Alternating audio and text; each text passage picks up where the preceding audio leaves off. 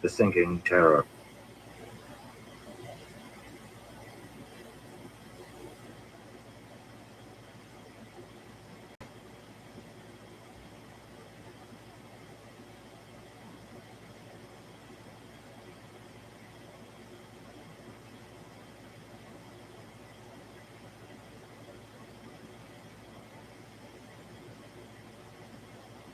Chapter 42. Before the Stone of Tyr. We don't know the names of the women who were in Grendel's palace, Lews Theron said. I can't add them to the list. Rand tried to ignore the madman. That proved impossible. Lews Theron continued. How can we continue the list if we don't know the names? In war, we sought out the maidens who had fallen. We found every one. The list is flawed. I can't continue. It's not your list, Rand growled. It's mine, Lews Theron. Mine. No, the madman sputtered. Who are you? It's mine. I made it. I can't continue now that they're dead. Oh, light. Balefire? Why did we use Balefire? I promised that I would never do that again. Rand squeezed his eyes shut, holding tightly to Tadashar's reins. The warhorse picked his way down the street. The hooves hit packed earth, one after another. What have we become? Lews Theron whispered. We're going to do it again, aren't we? Kill them all. Everyone we've loved. Again, again, again. Again and again, Rand whispered. It doesn't matter as long as the world survives. They cursed me before, swore at Dragon Mountain by my name, but they lived. We're here ready to fight, again and again. Rand? Min asked. He opened his eyes. She rode her dun mare next to Tadashar. He couldn't let her or any of them see him slipping. They mustn't know how close he was to collapsing.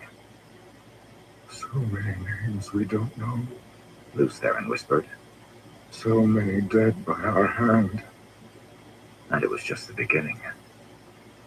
I'm well, Min, he said. I was thinking. About the people, Min asked. The wooden walks of Bandar Eben were filled with people. Rand no longer saw the colors of their clothing. He saw how worn that clothing was. He saw the rips in the magnificent fabric, the threadbare patches, the dirt and the stains. Virtually everyone in Bandar Eben was a refugee of one sort or another. They watched him with haunted eyes. Each time he'd conquered a kingdom before, he'd left it better than when he'd arrived. Rand had removed forsaken tyrants, brought an end to warfare and sieges. He'd cast out Shido invaders. He'd delivered food. He'd created stability. Each land he'd destroyed had essentially been saved at the same time. Arid Daman was different. He'd brought in food, but that food had drawn even more refugees, straining his supplies. Not only had he failed to give them peace with the Shonchan, he had appropriated their only troops and sent them up to watch the borderlands. The seas were still unsafe. The tiny Shonchan Empress hadn't trusted him. She would continue her attacks, perhaps double them. The Dumani would be trampled beneath the hooves of war, crushed between the invading Trollocs to the north and the Shonchan to the south. And Rand was leaving them. Somehow the people realized that, and it was very hard for Rand to look at them. Their hungry eyes accused him. Hey, Fire, how you doing? Why bring hope, then let it dry up like a newly dug well during a drought? About to roll Why a force us to accept you as our ruler, only to abandon us? Flynn and Nate had ridden before him. He could see their black coats ahead as they sat their horses watching Rand's procession approach the city square. The pins sparkled on their high collars. The fountain in the square still flowed among gleaming copper horses, leaping from copper waves. Which of those silent Domani continued to shine the fountain when no king ruled and half the merchant council was lost? Rand Zail hadn't been able to track down enough of the council to form a majority. He suspected that Grendel had killed or captured enough of them to keep a new king from ever being chosen. If any of the merchant council members had been pretty enough, they'd have joined the ranks of doing too bad. I can't complain which meant much. that Rand had killed them. Lews Theron said.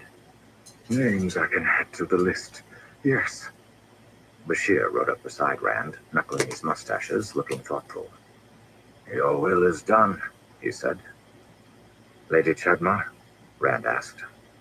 "Returned to her mansion," Bashir said. "We've done the same with the other 4 members of the Merchant Council the Aiel were holding near the city. They understand what they are to do." "Yes," Bashir said, sighing. "But I don't think they'll do it. If you ask me, the moment we're gone, they'll bolt from the city like thieves fleeing a prison once the guards leave." Rand gave no reaction. He'd ordered the Merchant Council to choose new members, then pick a king. But Bashir was probably right. Already Rand had reports from the other cities along the coast where he'd told his Aiel to withdraw. The city leaders were vanishing, running before the presumed Shonchan assault. Arad-Daman as a kingdom was finished. Like a table laden with too much weight, it would soon collapse. It is not my problem, Rand thought, not looking at the people. I did everything I could. That wasn't true. Though he'd wanted to help the Damani, his real reasons for coming had been to deal with the Shonchan, to find out what had happened to the king, and to track down Graendal, not to mention to secure what he could of the borderlands. "What news from Ituralda?" Rand asked. "Nothing good, I'm afraid," Bashir said grimly. "He's had skirmishes with Trollocs, but you knew that already. The Shadowspawn always withdraw quickly, but he warns that something is gathering. His scouts catch glimpses of forces large enough to overrun him. If the Trollocs are gathering there, then they're likely gathering elsewhere as well, particularly the Gap." Curse those Borderlanders, Rand thought. I will have to do something about them. Soon. Reaching the square, he reined in Tadaishar and nodded to Flynn and Nave. At his signal, they each opened a large gateway in the city square. Rand had wanted to leave directly from Lady Chadmar's mansion grounds, but that would have been to vanish like a thief, there one day and gone the next. He would at least let the people see that he was leaving, and know that they had been left to themselves. They lined the boardwalks, much as they had when Rand had first entered the city. If possible, they were more quiet now than they had been. Women in their sleek gowns, men in colorful coats and ruffled sleeves beneath. There were many without the coppery skin of the Damani. Rand had lured so many to the city with promises of food. Time to go. He approached one of the gateways, but a voice called out. "Lord Dragon!" The voice was easy to hear, since the crowds were so silent. Rand turned in his saddle, seeking out the source of the voice. A willowy man in a red Damani coat, buttoned at the waist, open in a V up the front, with a ruffled shirt beneath. His golden earrings sparkled as he elbowed his way through the crowd. The Aiel intercepted him, but Rand recognized him as one of the dockmasters. Rand nodded for the Aiel to let the man, Iwerlin was his name, approach. Iwerlin hurried up to Tadaishar. He was uncharacteristically clean-shaven for a Damani man, and his eyes were shadowed from lack of sleep. "My Lord Dragon," the man said in a hushed voice, standing beside Rand's horse. "The food. It is spoiled." "What food?" Rand asked.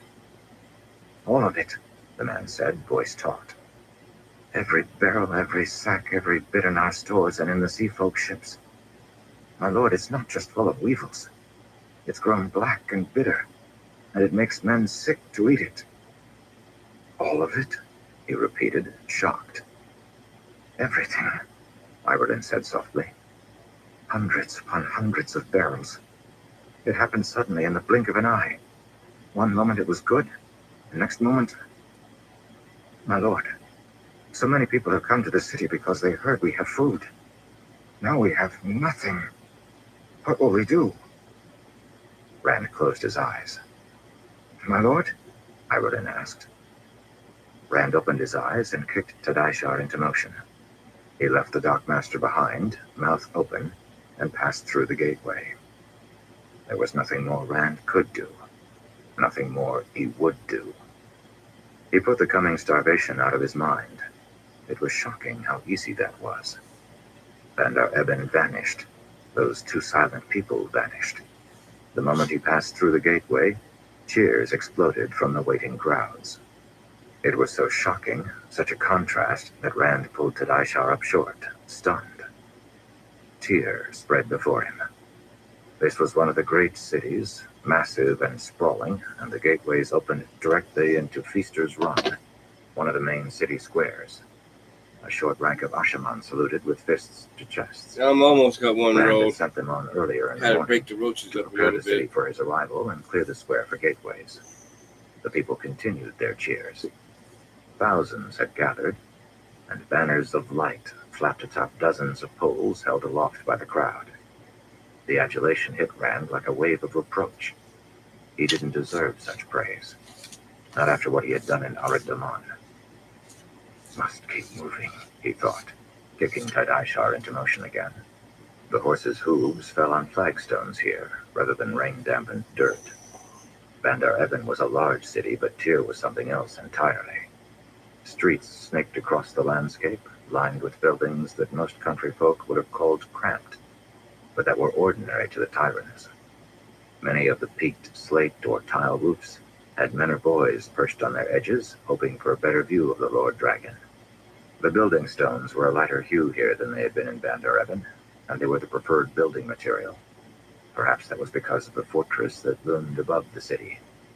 The Stone of Tyr, it was called, a relic of a previous age, still impressive. Rand trotted forward, Nin and Bashir still riding nearby. Those crowds roared, so loud. Nearby, two flapping pendants got caught in the wind and inexplicably entangled. The men holding them aloft near the front of the crowd lowered them and tried to pull them apart, but they were knotted tight, somehow twisted that way by the wind. Rand passed them with barely any notice. He'd stopped feeling surprised at what his Taviran nature could do. Rand was surprised, however, to see so many foreigners in the crowd. That wasn't so unusual. Tyr always saw a lot of outlanders. It welcomed those who would trade spices and silks from the east, porcelain from the seas, grains of tobacco from the north, and stories from anywhere that could be gleaned. However, Rand had found that outlanders, no matter what the city, paid him less heed when he visited. This was true even when those outlanders were from another country he had conquered. When he was in Cairhien, the Cairhienin would fawn over him, but if he were in Ilion, the Cairhienin would avoid him. Perhaps they didn't like being reminded that their lord and their enemy's lord were the same man. Here, however, he had no trouble counting foreigners. Sea folk with their dark skin and their loose, bright clothing. Mirandians in their long coats and waxed mustaches, bearded Ilioners with upturned collars, pale-faced Cairhienin with stripes on their clothing. There were also men and women who wore simple Andoran wool. Fewer of the foreigners cheered than locals, but they were there, watchful. Bashir scanned the crowd. The people seem surprised, Rand found himself saying. You've been away for a time. Bashir knuckled his mustaches in thought. No doubt the rumors have flown swifter than arrows, and many an innkeeper has spun tales of your death or disappearance to encourage another round of drinks. Light. I seem to spend half of my life trampling down one rumor or another. When will it end? Bashir laughed. When you can stop rumor itself, I'll get off my horse and ride a goat.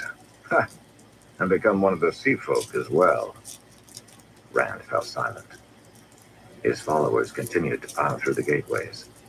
As the Salvaeans entered Tyr, nearly to a man they held their lances up straighter, their horses prancing. The Aes Sedai wouldn't be caught preening, but they did look less wilted, their ageless faces regarding the crowd with a sagacious manner. And the Aiel, their prowling steps a little less wary, their expressions less guarded, seemed more comfortable with the cheering than they had with those quiet, accusing Domani eyes. Bashir and Rand moved over to the side, Min following silently. She looked distracted. Nynaeve and Cadsuane had not been in the mansion when Rand had announced his departure. What could they be up to? He doubted they were together. Those women barely tolerated being in the same room. Anyway, they would hear where he had gone, and they would find him. From this point on, Rand would be easy to locate. No more hiding in wooded manors. No more traveling alone. I'll be right back. Not with Lan and his Valkyrie riding to the gap. There wasn't enough time left. Bashir watched the open gateways, the Aiel passing through on silent feet. This method of voyaging was becoming familiar to them. "Are you going to tell Ageralda?" Bashir finally asked. "About your withdrawal?" "He will hear," Rand said. "His messengers were ordered to bring reports to Bandar Evan. They will soon discover I'm no longer there." "And if he leaves the borderlands to resume his war against the Shanshan?" "Then he'll slow the Shanshan down," Rand said, "and keep them from nipping at my heels. That will be as good a use for him as any." Bashir eyed him. "What do you expect me to do, Bashir?" Rand asked quietly. That look was a challenge, if a subtle one, but Rand would not rise to it. His anger remained frozen. Bashir sighed. "I don't know," he said. "The whole thing is a mess, and I don't see any way out of it, man. Going to war with the Shanshan at our backs? That's as bad a position as I can think of." "I know," Rand said, looking over the city. "Tyr will be theirs by the time this is through. Probably Ilion as well. Burn me, but we'll be lucky if they don't conquer all the way up to Andor while our backs are turned.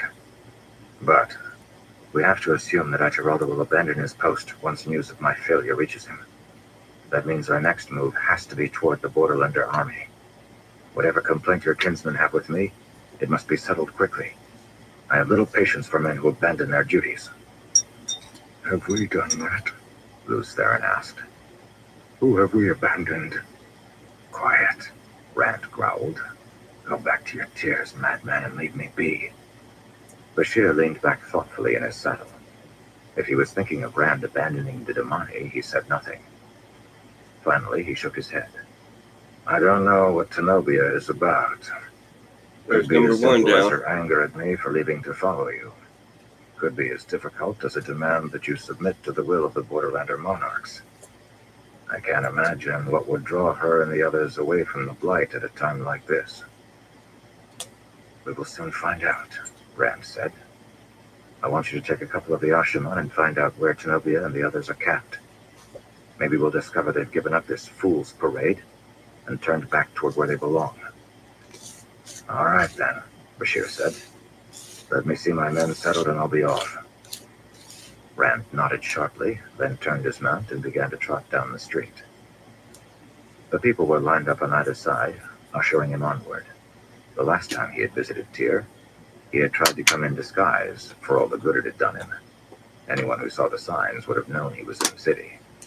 Unusual events, banners tying themselves together, men falling from buildings and landing unharmed, were only the beginning.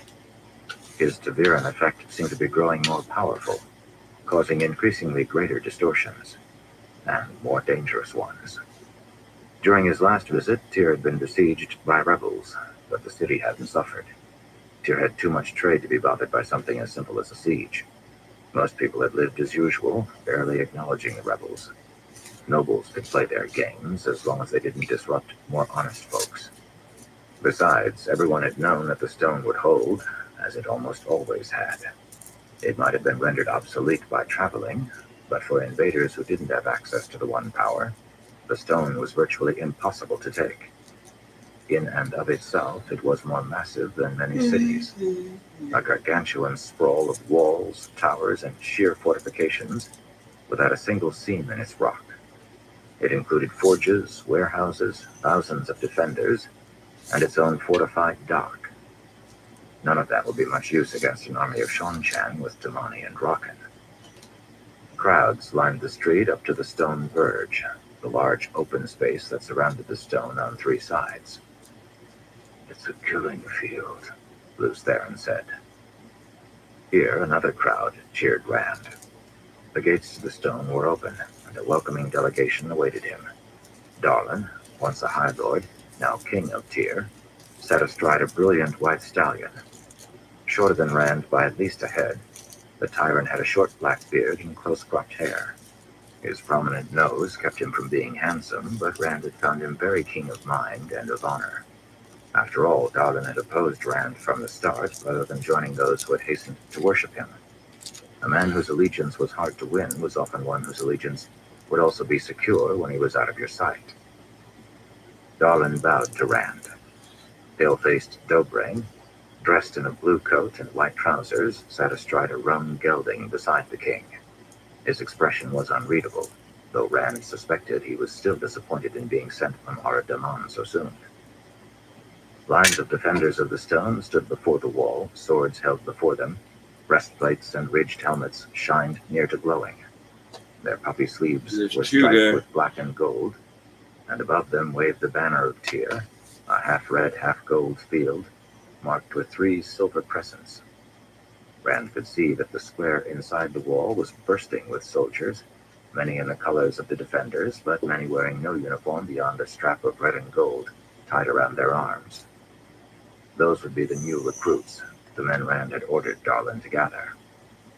It was a display to produce awe, or perhaps to stroke a man's pride. Rand stopped Tadishar before Darlin. Unfortunately, the rooster Wyraman accompanied the king, sitting his horse just behind Darlin. Wyraman was so lacking in wits that Rand would barely have trusted him to work a field unsupervised, let alone command a squad of troops. Hell yeah. True, the short man was brave, but that was likely only because he was too slow of thought to consider most dangers. As always, Wyraman looked even more the fool for attempting to style himself as anything other than a buffoon. His beard was waxed, his hair was carefully arranged to hide just how much he was balding, and his clothing was rich. A coat and breeches, cut as if to be a field uniform, but no man would wear such fine cloth into battle. No man but Wyraman. I like him, Lews Therin thought. Rand started. You don't like anyone. He's honest, Lews Therin replied, then laughed. More than I am, for certain. A man doesn't choose to be an idiot, but he does choose to be loyal. We could do worse than have this man as a follower. Rand kept his tongue. Arguing with the madman was pointless. Lews Therin made decisions without reason. At least he wasn't humming about a pretty woman again. That could be distracting. Darlin and Dobrain bowed to Rand, Wyraman mimicking them. There were others behind the king, of course. Lady Caroline was a given. The slender Kyrianan was as beautiful as Rand remembered. Hell yeah. A white opal I got some the golden chain woven into her dark hair. Rand had to force himself to look away. She looked too much like her cousin, Moiraine. Sure enough, Lews Therin started naming off the names on the list, Moiraine at the forefront. Rand steeled himself, listening to the dead man in the back of his mind as he studied the rest of the group. All of the remaining high lords and ladies of Tyr were there, atop their own mounts. Simpering Anyala sat her bay horse beside Wyraman. And was she wearing a handkerchief favor bearing his colors? Rand had thought her a little more discriminating than that. Torian had a smile on that lumpy face of his. A pity that he was still alive when far better men among the High Lords had died. Simon, Estanda, Dodosian, Hearn, all 4 had opposed Rand, leading the siege against the stone. Now they bowed to him. Alana was there too. Rand didn't look at her. She was sorrowful, he could tell through their bond. As well she should be. My Lord Dragon, Darlin said, straightening in his saddle. Thank you for sending Dobrain with your wishes. His voice conveyed his displeasure. He'd rushed to gather an army at Rand's urgent command, and then Rand had forced him to do nothing for weeks. Well, the men would be glad for the extra weeks of training soon. The army is ready, Darlin continued, hesitant. We are prepared to leave for Aradaman. Rand nodded. He'd originally intended to set Darlin in Aradaman so he could pull Aiel and Ashaman out for placement elsewhere. He turned, glancing back at the crowds, absently realizing why there were so many foreigners among them. Many of the nationals had been recruited for the army, and now stood in ranks inside the stone. Perhaps the people in the square and on the streets hadn't been there to cheer Rand's arrival. Perhaps they thought they were cheering their departing armies off to victory. You have done well, King Darlin, Rand said. It's about time someone in Tyr learned to obey orders. I know your men are impatient, but they will have to wait a short time longer. Make rooms for me in the stone and see to quartering Bashir's soldiers in the Aiel. Darlin's confusion deepened. Very well. Are we not needed in Aradaman then? What Aradaman needs, nobody can give, Rand said. Your forces will be coming with me. Of course, my lord. And where will we be marching? To Shale Ghul.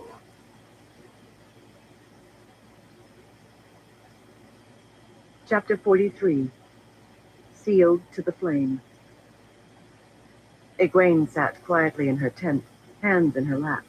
She controlled her shock, her burning anger, and her incredulity. Plump, pretty Chesa sat silently on a cushion in the corner, sewing embroidery on the hem of one of Egwene's dresses, looking as content as a person could be, now that her mistress had returned. The tent was secluded, set in its own grove within the Aes Sedai camp. Egwene had allowed no attendants besides Chesa this morning. She'd even turned away Swan, who had undoubtedly come to offer some kind of apology. Egwene needed time to think, to prepare, to deal with her failure. And it was a failure. Yes, it had been forced on her by others, but those others were her followers and friends. They would know her anger for their part in this fiasco. But first she needed to look inward, to judge what she should have done better. She sat in her wooden chair, high-backed, with scroll-work patterns across the armrests. Her tent was as she had left it, desk orderly, blankets folded, pillows stacked in the corner, obviously kept dusted by Chesa, like a museum used to instruct children of days past. Egwene had been as forceful as possible with Swan during their meetings in Tel Riyadh, and yet they'd still come against her wishes. Perhaps she'd been too secretive. It was a danger, secrecy. It was what had pulled down Swan. The woman's time as head of the Blue Aja's eyes and ears had taught her to be parsimonious with information, doling it out like a stingy employer on payday. If the others had known the importance of Swan's work, perhaps they wouldn't have decided to work against her. Egwene ran her fingers along the smooth, tightly woven pouch she wore tied to her belt. Inside was a long, thin item, retrieved secretly from the White Tower earlier in the morning. Had she fallen into the same trap as Swan? It was a danger. She had been trained by Swan, after all. If Egwene had explained in more detail how well her work in the White Tower was going, would the others have stayed their hands? It was a difficult line to walk. There were many secrets that an Amaran had to hold. To be transparent would be to lose her edge of authority. But with Swan herself, Egwene should have been more forthcoming. The woman was too accustomed to taking action on her own. The way she had kept that dream Terangreal against the Hall's knowledge and wishes was an indication of that. Yet Egwene had approved of that, unconsciously encouraging Swan to defy authority. Yes, Egwene had made mistakes. She could not lay all the blame on Swan, Bryn, and Gawain. She had likely made other mistakes as well. She would need to look at her own actions in more detail later.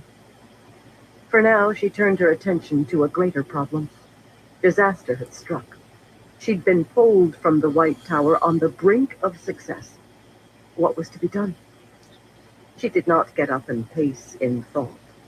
To pace was to show nervousness or frustration, and she had to learn to be reserved at all times, lest she unwittingly fall into bad habits. So she remained seated, arms on the handrests, wearing a fine silken gown of green with yellow patterns on the bodice. How odd it felt to be in that skirt, how wrong. Her white dresses, though forced upon her, had become something of a symbol of defiance. To change now meant an end to her strike. She was tired, emotionally and physically, from the night's battle, but she couldn't give in to that. This wouldn't be her first near sleepless night before a very important day of decisions and problems. She found herself tapping the armrest and forced herself to stop. There was no way she could return to the White Tower as a novice now. Her defiance had worked only because she had been a captive Amerlin. If she went back willingly, she would be seen as subservient or as arrogant. Besides, Elida would certainly have her executed this time. And so she was stuck, just as she had been when she'd first been taken by the White Tower's agents. She gritted her teeth. She'd once thought, mistakenly, that the Amerlin wouldn't be so easily tossed about by random twists in the pattern. She was supposed to be in control. Everyone else spent their days reacting, but the Amerlin was a woman of action. She was realizing more and more that being the Amerlin wasn't different. Life was a tempest, whether you were a milkmaid or a queen. The queens were simply better at projecting control in the middle of that storm. If Egwene looked like a statue unaffected by the winds, it was actually because she saw how to bend with those winds. That gave the illusion of control. No, it was not just an illusion. The Amerlin did have more control, if only because she controlled herself and kept the tempest outside her. She swayed before the needs of the moment, but her actions were well considered. She had to be as logical as a white, as thoughtful as a brown, as passionate as a blue, as decisive as a green, as merciful as a yellow, as diplomatic as a gray, and yes, as vengeful as a red, when necessary. There was no returning to the White Tower as a novice, and she couldn't wait for negotiations. Not with the Shan bold enough to strike the White Tower, not with Rand completely unwatched, not with the world in chaos and the Shadow gathering its forces for the last battle. That left her with a difficult decision. She had a fresh army of 50,000 troops, and the White Tower had suffered an incredible blow. The Aes Sedai would be exhausted, the Tower Guard broken and wounded. In a few days' time, the healings would be finished, and the women rested. She didn't know if Elida had survived the attack or not, but Egwene had to assume she was still in control. That gave Egwene a very narrow window for action. She knew what the only right decision was. She didn't have time to wait for the sisters in the White Tower to make the right decision. She would have to force them to accept her. She hoped that history would eventually forgive her.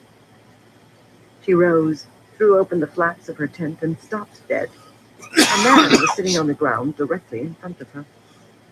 Gawain scrambled to his feet, every bit as handsome as she remembered. He wasn't beautiful like his half-brother. Gawain was more solid, more real. Strikingly, that now made him more attractive to Egwene than Galad. Galad was like a being from beyond reality, a figure of legends and stories. He was like a glass statue to be placed on a table for admiration, but never touched. Gawain was different. Handsome, with that brilliant reddish gold hair and those tender eyes. While Galad never worried about anything, Gawain's concern made him genuine, as did his ability to make mistakes, unfortunately.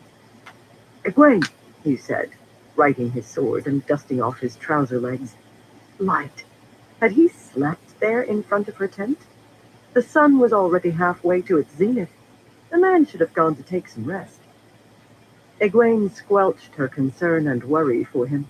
It was not time to be a lovesick girl. It was time to be Amerlin. "Gawain," she said, raising a hand, stopping him as he stepped toward her. "I haven't begun to think about what to do with you. Other matters demand my attention.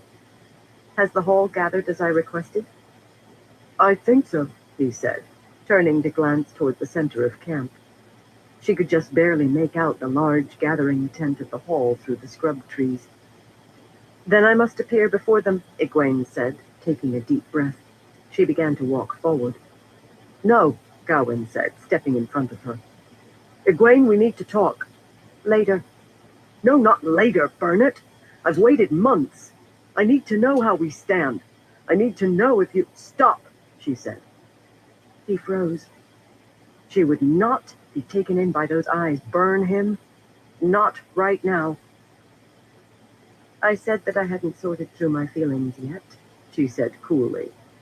"And I meant it." He set his jaw. "I don't believe that Aes Sedai calmness, Egwene," he said. "Not when your eyes are so much more truthful. I've sacrificed—" "You've sacrificed," Egwene interrupted, letting a little anger show. "What about what I sacrificed to rebuild the White Tower?" Sacrifices that you undermined by acting against my express wishes. Did Swan not tell you that I had forbidden a rescue? She did, he said stiffly. But we were worried about you. Well, that worry was the sacrifice I demanded, Gawain, she said, exasperated. Don't you see what a distrust you have shown me? How can I trust you if you will disobey me in order to feel more comfortable? Gawain didn't look ashamed. He just looked perturbed. That was actually a good sign. As Amerlin, she needed a man who would speak his mind. In private. But in public, she'd need someone who supported her. Couldn't he see that? You love me, Egwene, he said stubbornly. I can see it. Egwene, the woman loves you, she said. But Egwene the Amerlin is furious with you. Gawain, if you'd be with me, you'd have to be with both the woman and the Amerlin. I would expect you, a man who was trained to be first prince of the sword, to understand that distinction. Gawain looked away. You don't believe it, do you? She asked. What? That I'm Amerlin, she said. You don't accept my title. I'm trying to, he said as he looked back at her. But bloody ashes, Egwene. When we parted, you were just an accepted, and that wasn't so long ago. Now they've named you Amerlin? I don't know what to think. And you can't see how your uncertainty undermines anything we could have together? I can change, but you have to help me. Which is why I wanted to talk later, she said. Are you going to let me pass? He stepped aside with obvious reluctance. We're not finished with this talk, he warned. I finally made up my mind about something, and I don't intend to stop chasing it until I have it. Fine, Egwene said, passing him. I can't think about that now. I have to go order people I care about to slaughter another group of people I care about. You'll do it then? Gawain said from behind. There's speculation in camp. I heard it, though I barely left this place all morning. Some think you'll command Bryn to assault the city. She hesitated. It would be a shame if it happened, he said. I don't care a whit about Tar Valon, but I think I know what it would do to you to attack it. She turned back to him. I will do what must be done, Gawain, she said, meeting his eyes. For the good of the Aes Sedai and the White Tower, even if it is painful, even if it tears me apart inside, I will do it if it needs to be done. Always. He nodded slowly. She headed for the pavilion at the center of camp. This was your fault, Jessie, Atalorna said. Her eyes were still red. She'd lost a warder the night before. She was one of many, but she was also tough as a feral hound, and was obviously determined not to let her pain show. Jessie Bilal warmed her hands on her cup of gooseberry tea, refusing to let herself be goaded. Adelorna's question had been inevitable, and perhaps Jessie deserved the reprimand. Of course, they all deserved it in one way or another, except perhaps for Tsutama, who hadn't been an Aja head at the time. That was part of why the woman hadn't been invited to this particular meeting. That, and the fact that the Red Aja wasn't in good favor with the others at the moment.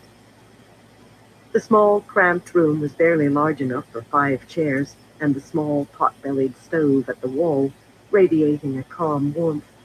There wasn't room for a table, let alone a hearth. Just enough space for 5 women, the most powerful women in the world, and the 5 most foolish, it seemed. They were a sorry sisterhood this morning, the morning following the greatest disaster in the history of the White Tower. Jessie glanced at the woman beside her. Farana Neheran, first reasoner of the White, was a small, stout woman who, oddly in a white, often seemed more temperate than logic. Today was one of those times. She sat scowling, her arms folded. She'd refused a cup of tea. Next to her was Suana Dragand, first weaver of the Yellow Aja. She was a lanky thing, all bones and skin, but had an unyielding demeanor. Adelorna, the one to make the accusation against Jessie, was beside her. Who could blame the Captain General for her spitefulness? She who had been birched by Elida, and who had last night suffered near death at the hands of the Shonchan. The slim woman looked uncharacteristically disheveled. Her hair was pulled back in a serviceable bun, and her pale dress was wrinkled. The last woman in the room was Sarancha Colveen, head clerk of the Grey Aja. She had light brown There's hair number and a one pinched now. face.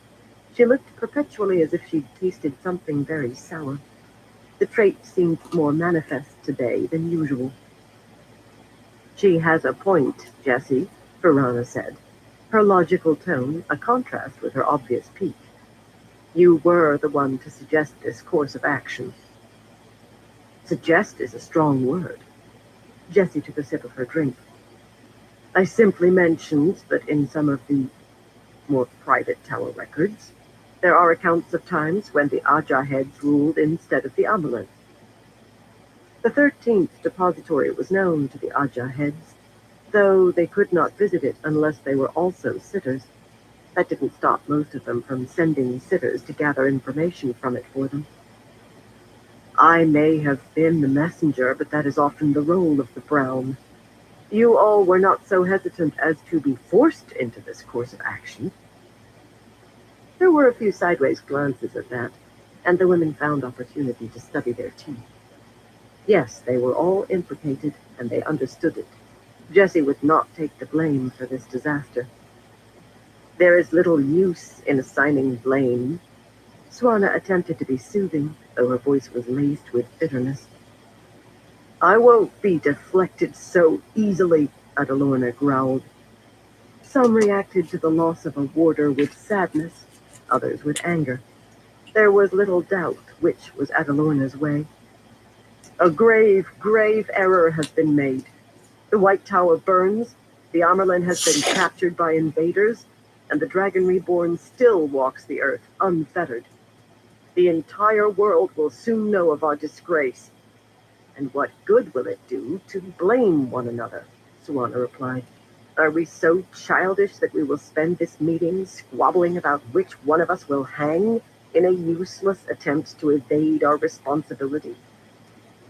Jessie gave quiet thanks for the bony yellow's words. Of course, Swana had been the first of the Aja heads to agree to Jessie's plan, so she'd be next in line for the metaphorical hanging. She has a point. Sarancha took a sip of her tea. We must make peace among ourselves. The tower needs leadership, and we're not going to get it from the hall. That's partly our fault as well, Verona admitted, looking sick. It was. It had seemed like a brilliant plan. The division of the tower, the departure of so many in rebellion, and the raising of a new Amelin had not been their fault, but it had presented several opportunities.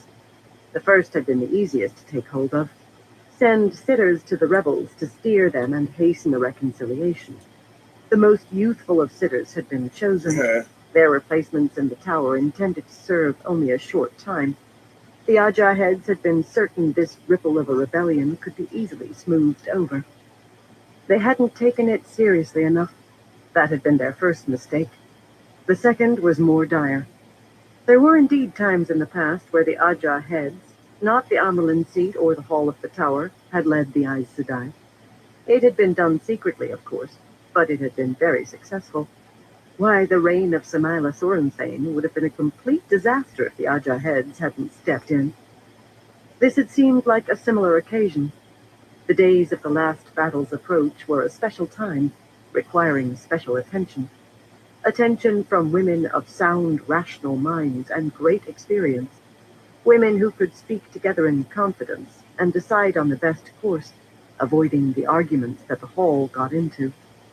Where did we go wrong, you think? Sarancha asked quietly. The women fell silent.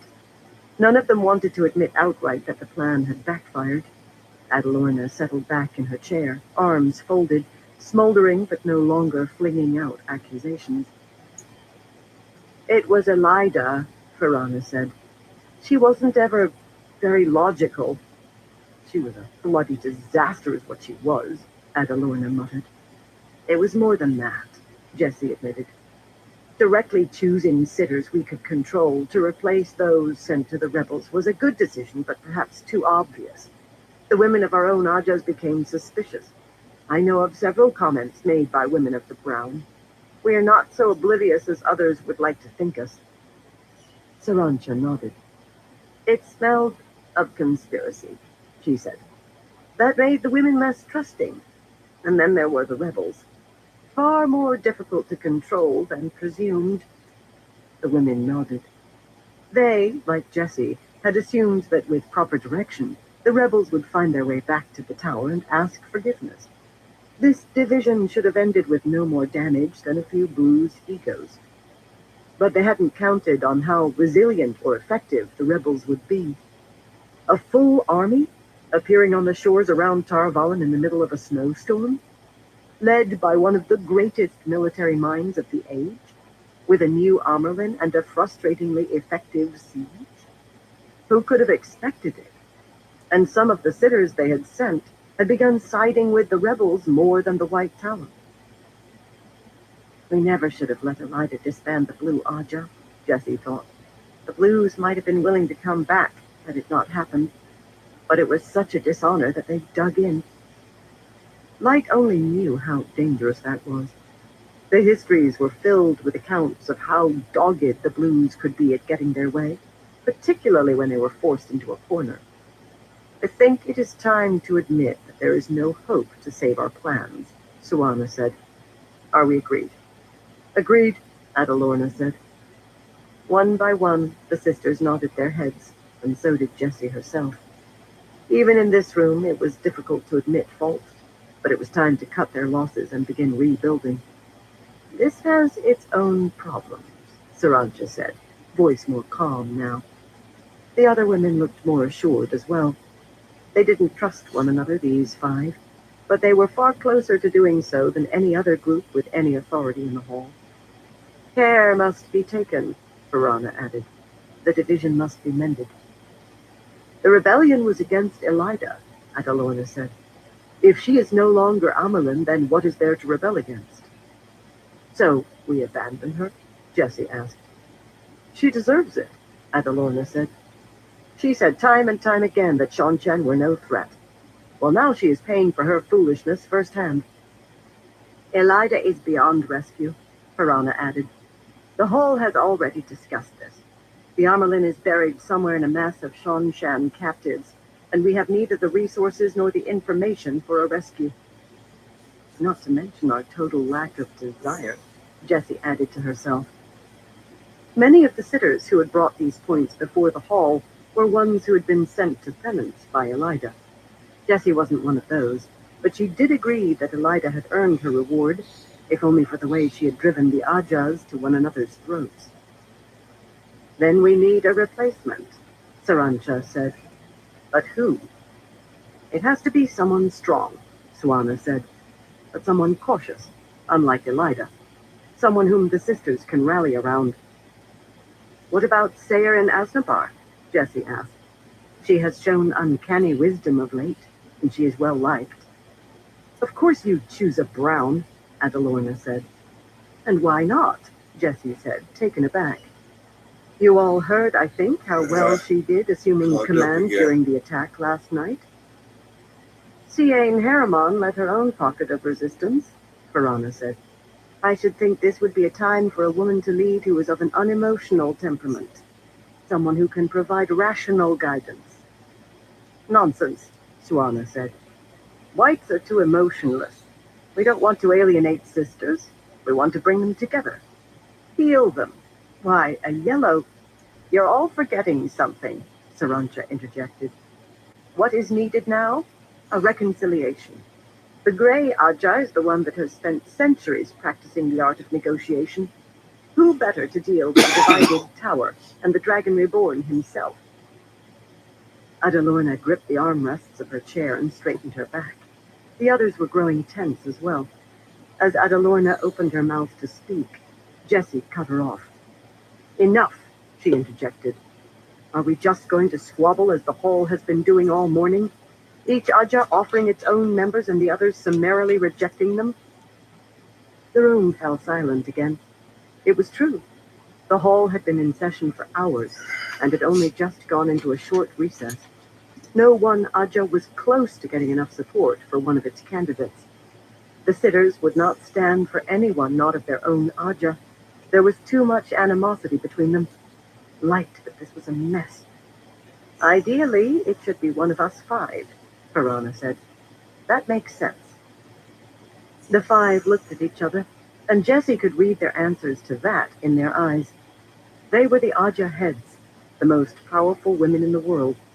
Right now they were balanced in power, and while they trusted each other more than most, there was no way any of them would allow the elevation of another Aja head to the Amalan seat.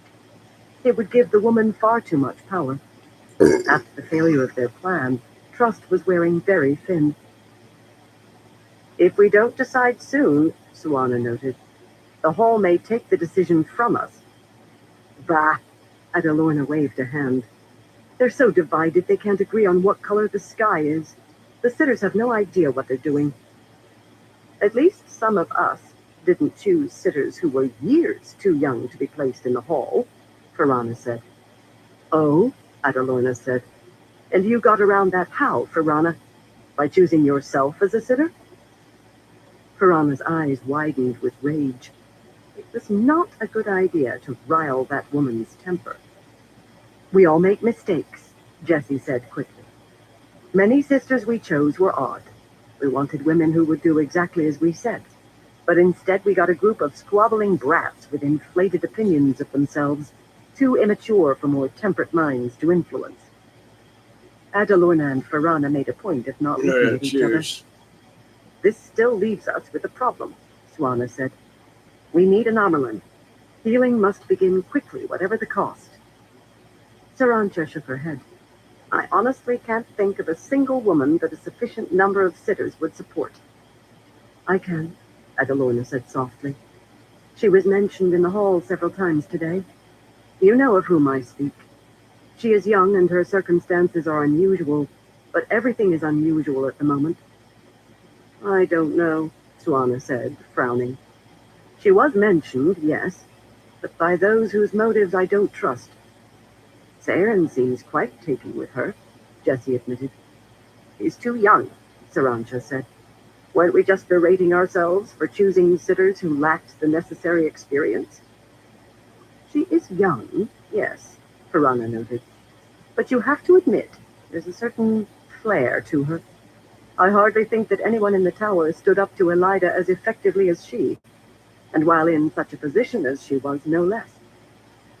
You've heard the reports of her actions during the attack, Adalorna said. I can confirm that they are true. I was there with her for most of it. Jessie started with this. She hadn't realized that Adalorna had been on the 22nd level during the fighting. Surely some of what was said is exaggeration. Adalorna shook her head grimly. No, it isn't. It sounds incredible, but it happened. All of it. Go to your side. The novices all but worship her, Good boy. Piranha said. If the sitters will not stand for someone of another Aja, what of a woman who never picked an Aja? A woman who has some experience, however unjustified, in holding the very position we are discussing. Jessie found herself nodding. But how had the young rebel gained such respect from Piranha and Adalorna? I am uncertain, Suana said. Seems like another rash decision. Didn't you yourself say that we had to heal the tower, no matter what the cost? Adalorna asked. Can you honestly think of a better way to bring the rebels back to us? She turned to Sarancha. What is the best method of appeasing an offended party? Would it not be to give some ground to them? Acknowledge what they have done right? She has a point, Suana admitted.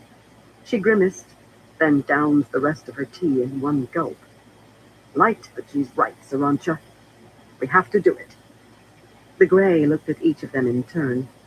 You aren't foolish enough to assume this woman will be led by the nose, are you? I won't stand for this if we're simply trying to create another puppet. That plan failed. It failed miserably. I doubt we'll find ourselves in that situation again, Piranha said, smiling faintly. This one is not the type to be bullied. Just look at how she dealt with Elida's restrictions. Yes, Jessie found herself saying, to her own surprise. Sisters, if we agree to this, it will end our dream of ruling from the shadows. For better or worse, we'll be setting up an Amelin of strength. I, for one, Adalorna said, think that's a splendid idea. It's been too long.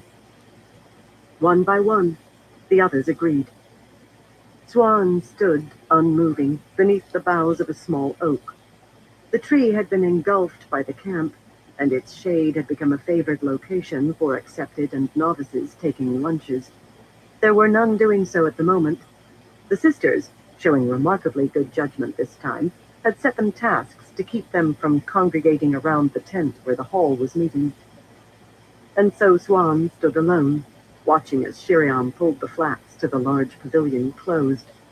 She was able to attend now that Egwene was back. It was easy to sense when the ward against eavesdropping was woven, sealing the meeting to the flames. A hand fell on Swan's shoulder. She didn't jump.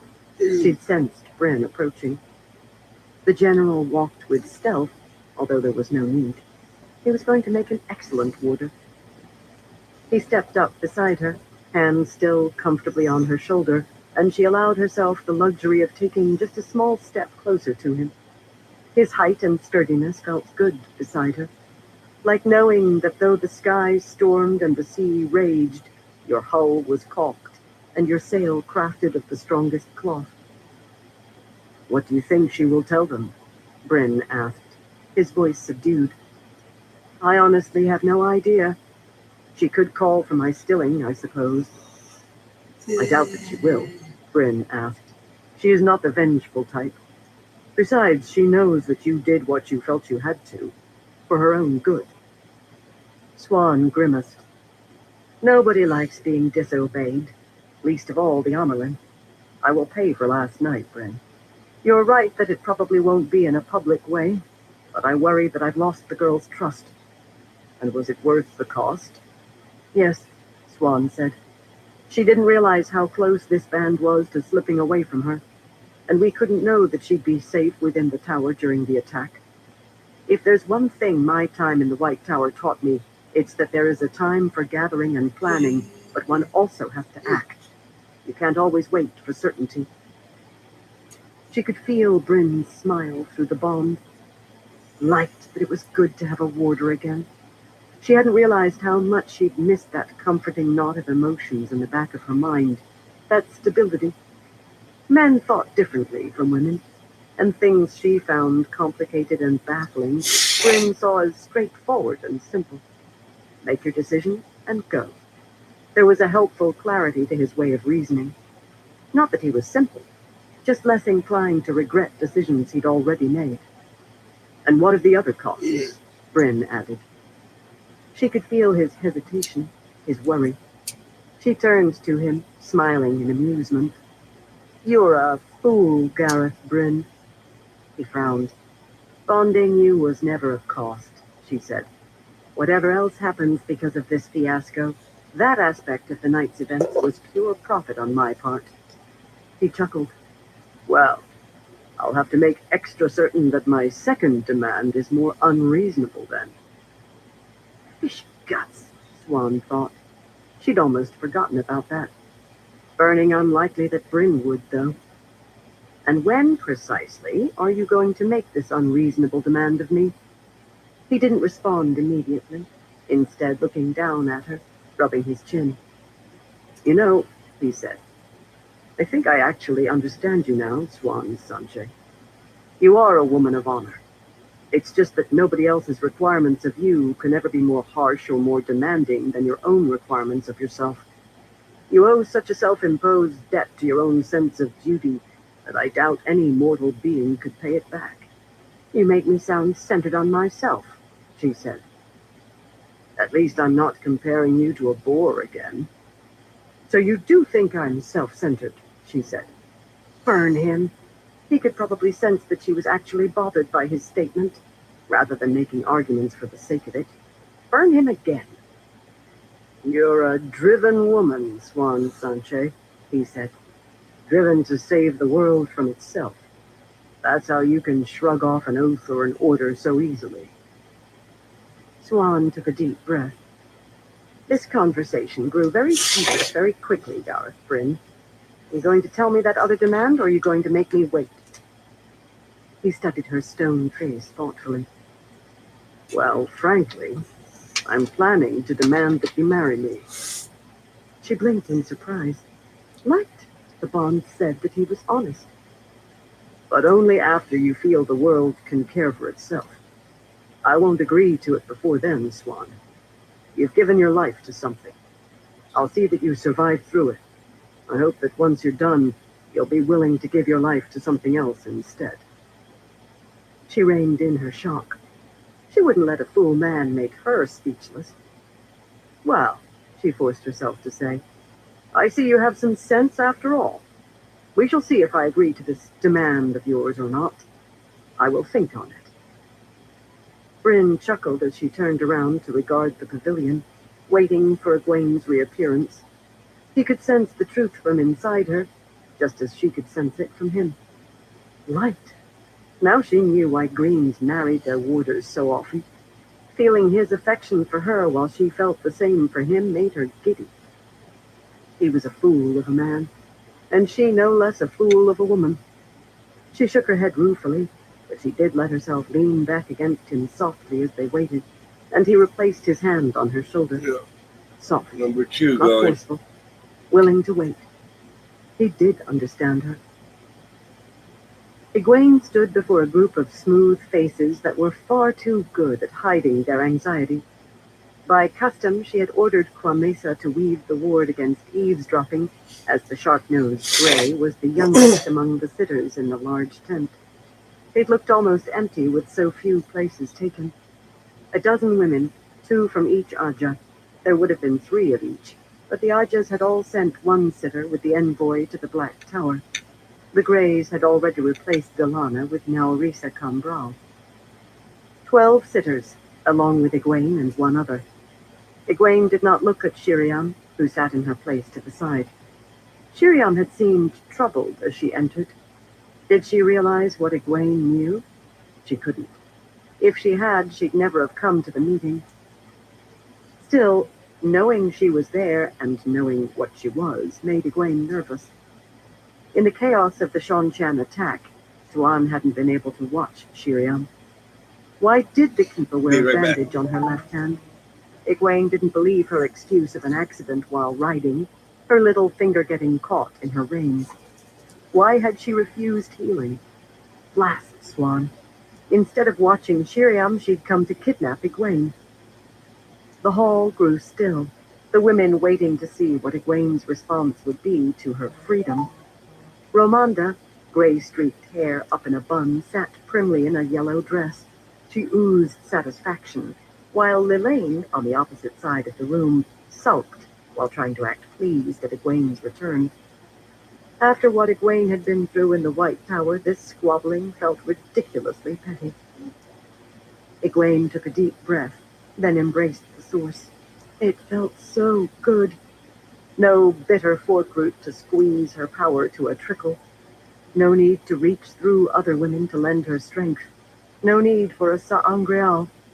Sweet though the fluted one's power had been, being strong in and of herself was even more satisfying. Several of the women frowned at the action, and not a few of them embraced the source themselves, as if by reflex, looking about as if for danger. There will be no need for that, Egwene said to the women. Not yet. Please release the source. They were hesitant, but ostensibly they accepted her as Amalyn. One by one their power winked away. Egwene did not release it herself. I'm very glad to see that you returned safely, Mother, Lilane said. She skirted the 3 oaths by adding the word safely. Thank you, Egwene said calmly. You said that there were important revelations to make, Verilyn added. Is this regarding the Shanshan attack? Egwene reached to the pouch on her skirt and pulled its contents free.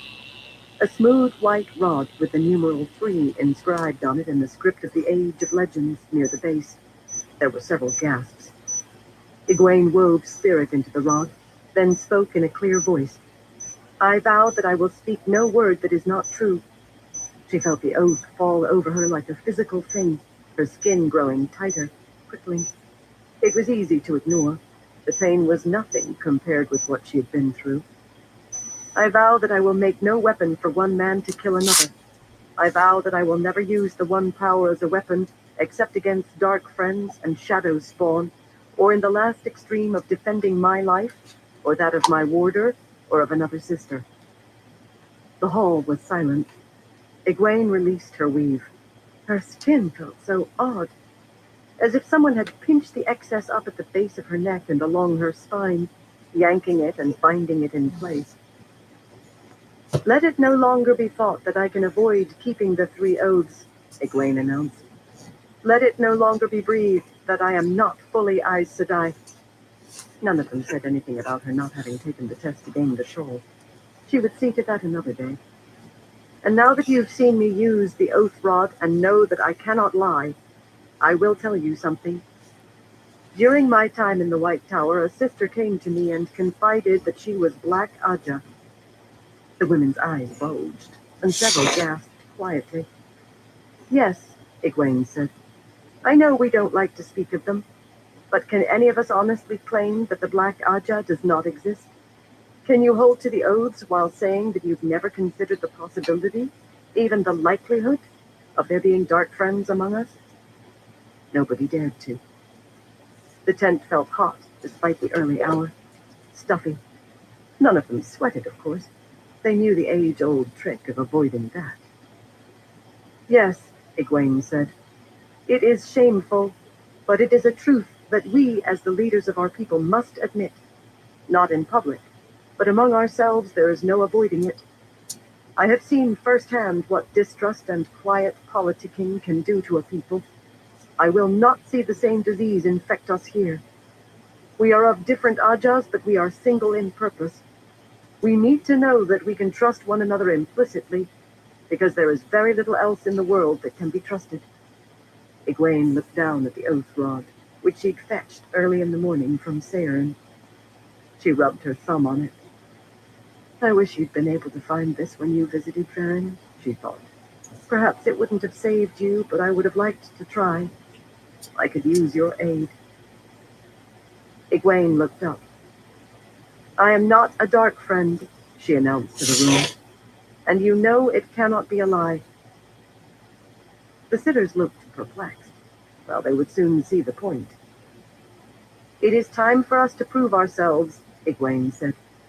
Some clever women in the White Tower hit upon this idea, and I intend to expand it. We will each in turn use the oath rod to release ourselves from the 3 oaths, then re-swear them in turn. Once we are all bound, we will be able to promise that we are not servants of... Shiriam embraced the source. Egwene had been anticipating that. She slammed a shield between Shiriam and the source, causing the woman to gasp. Varana cried out in shock, and several other women embraced the source, looking this way and that. Egwene turned and met Shiriam's eyes. The woman's face was nearly as red as her hair, and she was breathing in and out quickly. Like a captured rabbit, its leg in a snare, eyes wide with fright. She clutched her bandaged hand. Oh, Shiriam, Egwene thought. I had hoped that Varen was wrong about you. Egwene? Shiriam asked uncomfortably. I was just... Egwene stepped forward. Are you Black Aja, Shiriam? What? Of course not. Do you consort with the Forsaken? No, Shiriam said, glancing to the sides. Do you serve the Dark One? No. Have you been released from your oaths? No. Do you have red hair? Of course not. I never... She froze. And thank you for that trick as well, Varen, Egwene thought with a mental sigh. The tent grew very, very still. I misspoke, of course, Shiriam said, sweating nervously. I didn't know what question I was answering. I can't lie. Of course, none of us can. She trailed off as Egwene held out the oath rod. Prove it, Shiriam. The woman who came to me in the tower gave me your name as a leader among the Black Aja. Shiriam met Egwene's eyes. Ah, then, the woman said softly, eyes mournful. Who was it now who came to you? Therein Math went, "Well, well," Shiriam said, settling back on her chair. "Never expected it of her, I'll say. How did she get past the oaths to the Great Lord?" "She drank poison," Egwene said, heart twisting. "Very clever." The flame-haired woman nodded. "I could never bring myself to do such a thing. Never indeed." Egwene wove bonds of air and wrapped Shiriam in them, then tied off the weaves. She turned back to an incredulous group of women, white-faced, some terrified. "The world marches to the last battle," Egwene said sternly. "Did you expect that our enemies would leave us alone?" "Who else?" Lilane whispered. "Who else was mentioned?" "Many others," Egwene said. "Sitters among them." Moria leaped to her feet and ran for the exit. She barely made it 2 steps. A dozen different sisters enclosed the former blue with shields and bound her in weaves of air. In seconds she was hanging, gagged, tears leaking down the sides of her oval face. Ramonda clicked her tongue, walking around the woman. "Both from the blue," she noted. "This was a dramatic way to make the revelations, Egwene."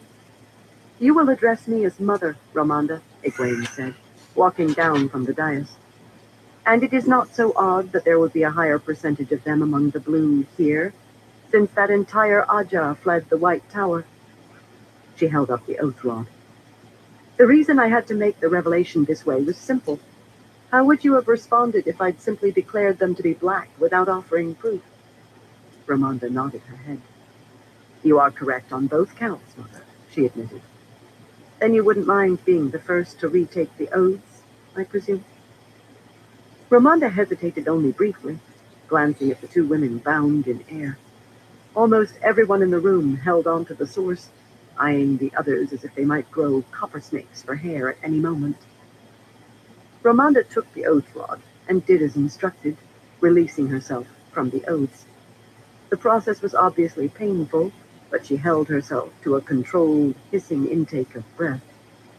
The others watched carefully for a trick, but Ramonda was straightforward in re-swearing. She handed the rod back to Egwene. "I'm not a dark friend," she said, "and I never have been." Egwene accepted the oath rod back. "Thank you, Ramonda," she said. "Lilane, do you wish to be next?" "Gladly," the woman said. She probably felt a need to vindicate the blue. One by one, the other women forswore, gasping or hissing at the pain of it, then swore again and promised that they were not dark friends.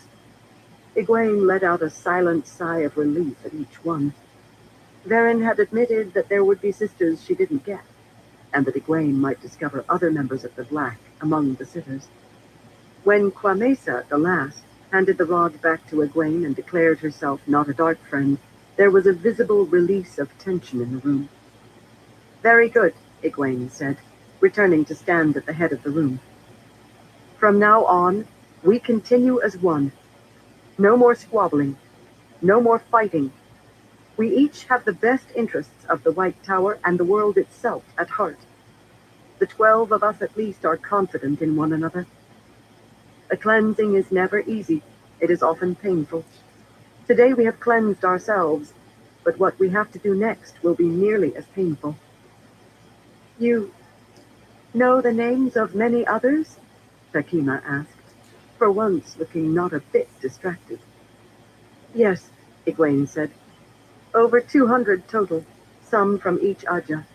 Some 70 among us here in this camp. I have the names." She had returned in the night to fetch Verin's books from her room. They were now safely hidden in her tent, invisible. "I propose that we arrest them, though it will be difficult, as we will have to seize all of them as simultaneously as possible." Their greatest advantage, beyond surprise, was going to be the inherently distrusting nature of the Black Aja. Verin and other sources had indicated that few sisters in the Black knew more than a handful of other names.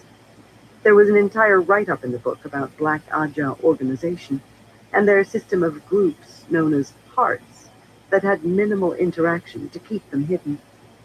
Hopefully that very system would slow their realizing of what was happening. The sitters looked daunted. First, Egwene said, we will claim that we need to spread important news to every sister, but can't let it be overheard by the soldiers in camp. We'll call the sisters into this pavilion by Aja. It's big enough to hold about 200 people. I'll distribute to each of you the names of all the Black Sisters. When each Aja enters, I'll repeat to them what I told you and tell them they're all going to have to re-swear on the oath rod. We'll be ready to seize Black Sisters who try to escape. We'll tie them up and deposit them in the audience tent. That smaller tent was connected to the side of the hall and could be closed off so that entering sisters wouldn't see the captives. We'll have to do something about warders, Lilane said grimly. Let them come in with their sisters, I suppose, and be prepared to seize them. Some of them will be dark friends, Egwene said, but not all, and I don't know which ones. Varen had had some notes about this, but not many, unfortunately. Light, what a mess, Ramonda muttered. It must be done, haughty Barana said, with a shake of her hand. And it must be done quickly, Egwene said, so that the Black Sisters don't have time to escape. I'll warn Lord Bryn to create a perimeter of archers and sisters we trust to stop any trying to escape, just in case. But that will only work for those too weak to make gateways. I'll be We right mustn't back. let it come to that, Lilane said. A war inside the campus. Hey, Sam Squash, how you Egwene doing? nodded. And what of the White Tower? Lilane said. Once we have cleansed ourselves, Egwene said, then we can do what must be done to reunify the Aes Sedai.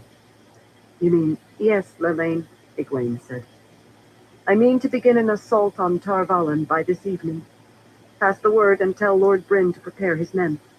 The news will serve to distract the Black members among us, and will make them less likely to notice what we are doing. Ramonda glanced at Shiriam and Moria, hanging in the air at the side of the tent, both weeping openly, mouths bound with gags of air. It must be done. I put forth a motion before the hall to take the action the Amerlin has suggested. The tent grew still. Then, slowly, each woman rose to give consensus. It was unanimous. Light preserve us, Lilane whispered, and forgive us for what we are about to do. My thoughts exactly, Egwene added.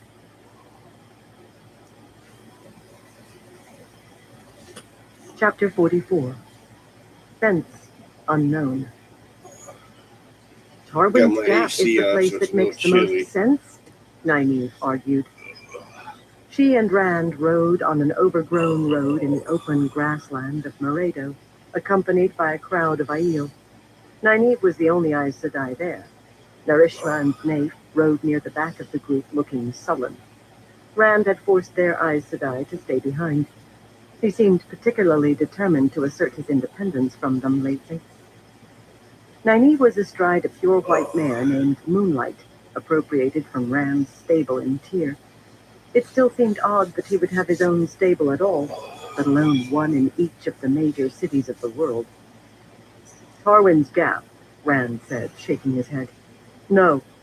The more I think about it, the more I realize that we don't want to fight there. Lan is doing me a favor. If I can coordinate an assault alongside his own, I can gain great advantage. But I don't want to distract my armies with the Gap. It would be a waste of resources. A waste of resources? The Gap was where Lan was heading, like an arrow loosed from a Two Rivers longbow, heading there to die. And Rand said helping was a waste? Wool-headed fool. Gritting her teeth, she forced herself to calm down. If only he would argue, rather than speaking in that distant way he had recently adopted. He seemed so emotionless, but she had seen the beast get free and roar at her. It was coiled inside him, and if he didn't let his emotions out soon, they would devour him from the inside.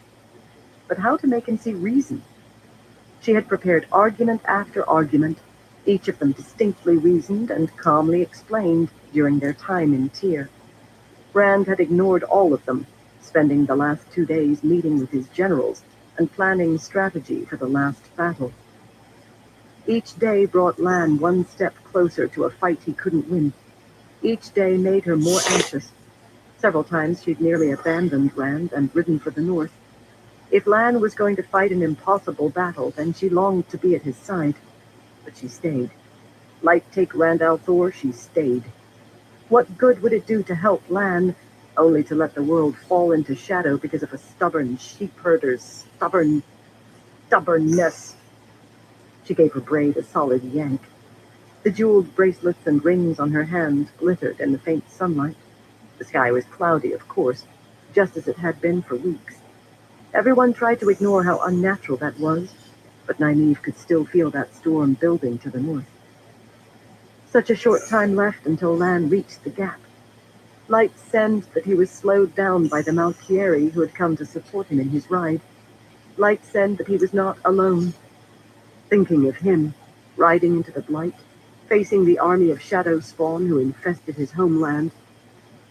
"We have to attack there," Nynaeve said. "Aitoralda says that the Blight is swarming with Trollocs. The Dark One is gathering his forces. You can bet that the bulk of them will be at the Gap, where it's easiest to get through and strike at Andor and Kyrian." "That is exactly why we will not attack at the Gap, Nynaeve," Rand said, voice cold and even. "We cannot let the enemy dictate our battlefield. The last thing we want to do is fight where they want us to, or where they expect us to." He turned eyes northward. "Yes, let them gather. They seek me, and I shall not deliver myself. Why fight at Tarwin's Gap? It makes the best sense to jump most of our armies right to Sheol Ghul." "Rand," she said, trying to sound reasonable. Couldn't he see that she was reasonable? "There is no way that Lan has been able to gather a large enough force to hold back a mass assault by the Trollocs, particularly not with most of the Borderlander armies doing light only knows what down here. He'll be overrun, and the Trollocs will invade." Oh, yeah. Mention of the Borderlanders made Rand's face tighten. They rode to meet with one of their messengers. "The Trollocs will invade," Rand repeated. "Yes." "Good," Rand said. "It will keep them occupied as I do what needs to be done." "And Lan?" Nynaeve asked. "His attack will be well placed," Rand nodded. "He will draw my enemy's attention to Malkier and the Gap, and it will make them think that I am there. Shadow Spawn can't move through gateways, so they can't move as quickly as I can. By the time they've engaged Lan, I'll be past them and attacking directly at the Dark One's heart. I don't plan to abandon the southern lands. Not at all. When the Trollocs punch through the Gap, they will break up into fists to invade. That's when my forces will hit them, led by Bashir, traveling by gateway to strike at each group of Trollocs from the sides or behind. That way we can pick the best battlefields to suit our needs." "Rand," Nynaeve said, her anger fading to horror. "Lan will die." "Then who am I to deny him that?" Rand said. "We all deserve the chance to find peace." Nynaeve found her mouth hanging open. He actually believed that, or he was convincing himself to believe it at least. "My duty is to kill the Dark One," Rand said, as if to himself. "I kill him, then I die. That is all." "But that is enough, Nynaeve." Rand spoke softly in that dangerous voice of his. He would not be pressed further. Nynaeve sat back, stewing, trying to decide how to press him on the topic. Light. He would leave the people of the Borderlands to suffer and die in the Trolloc invasions. The people there wouldn't care if the Dark One had been defeated. They would be cooking in stew pots. That would leave Lan and the Malkieri to fight alone, a tiny force to resist the might of every monster that the Blight could spit out. The Shanshan would wage their war to the south and the west. The Trollocs would attack from the north and the east. The two would meet eventually. Andor and the other kingdoms would be turned into a massive battleground. The people there, good people like those in the Two Rivers, would have no chance against such warfare. They'd be crushed. So what could she do to change it? He had to come up with a new strategy to influence Rand. Everything in her heart pointed at protecting Lan. She had to get him help. The group rode through open grasslands, spotted occasionally with farms. They passed one on the right, a solitary farmstead not unlike many back in the Two Rivers. Yet, in the Two Rivers, she'd never seen a farmer watch travelers with such open hostility. The red-bearded man in dirtied trousers, with sleeves rolled nearly to his shoulders, leaned against a half-finished fence, his axe laid casually, but very visibly on the logs beside him. His fields had seen better years. Though the soil had been neatly plowed and harrowed, the furrows had spat forth only the smallest of sprouts. The field was spotted with empty patches where seeds had inexplicably refused to take root, and the plants that were growing had a yellowish cast to them. A group of younger men were pulling a stump free from a neighboring field, yet to Nynaeve's practiced eye, they weren't actually trying to get any work done. They didn't have the harness hooked to their ox, and they hadn't loosened the stump in the earth by digging about it. Those lengths of wood lying in the grass were too stout and smoothly worked to be the shafts of tools, quarterstaffs. It was almost an amusing display, considering the fact that Rand had 200 Aiel with him. But it said something. These men expected trouble and were preparing for it. No doubt they could feel the storm themselves. This area, close to trade routes and within reach of Tyr, was relatively safe from bandits. It was also just far enough north to avoid being caught in squabbles between Ilion and Tyr. This should have been a place where farmers didn't need to turn good lumber into quarterstaffs, nor watch strangers with eyes that expected attack. That wariness would serve them well when the Trollocs reached them, assuming the Shonchan hadn't conquered them and pressed them into their armies by that point. Nynaeve tugged her braid again. Her mind turned back to land. She had to do something, but Rand wasn't seeing sense.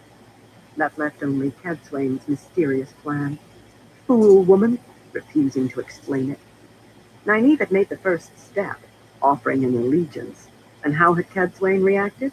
With presumptuous arrogance, of course. How dare she welcome Nynaeve into her little group of Aes Sedai, like a child who has been wandering in the woods?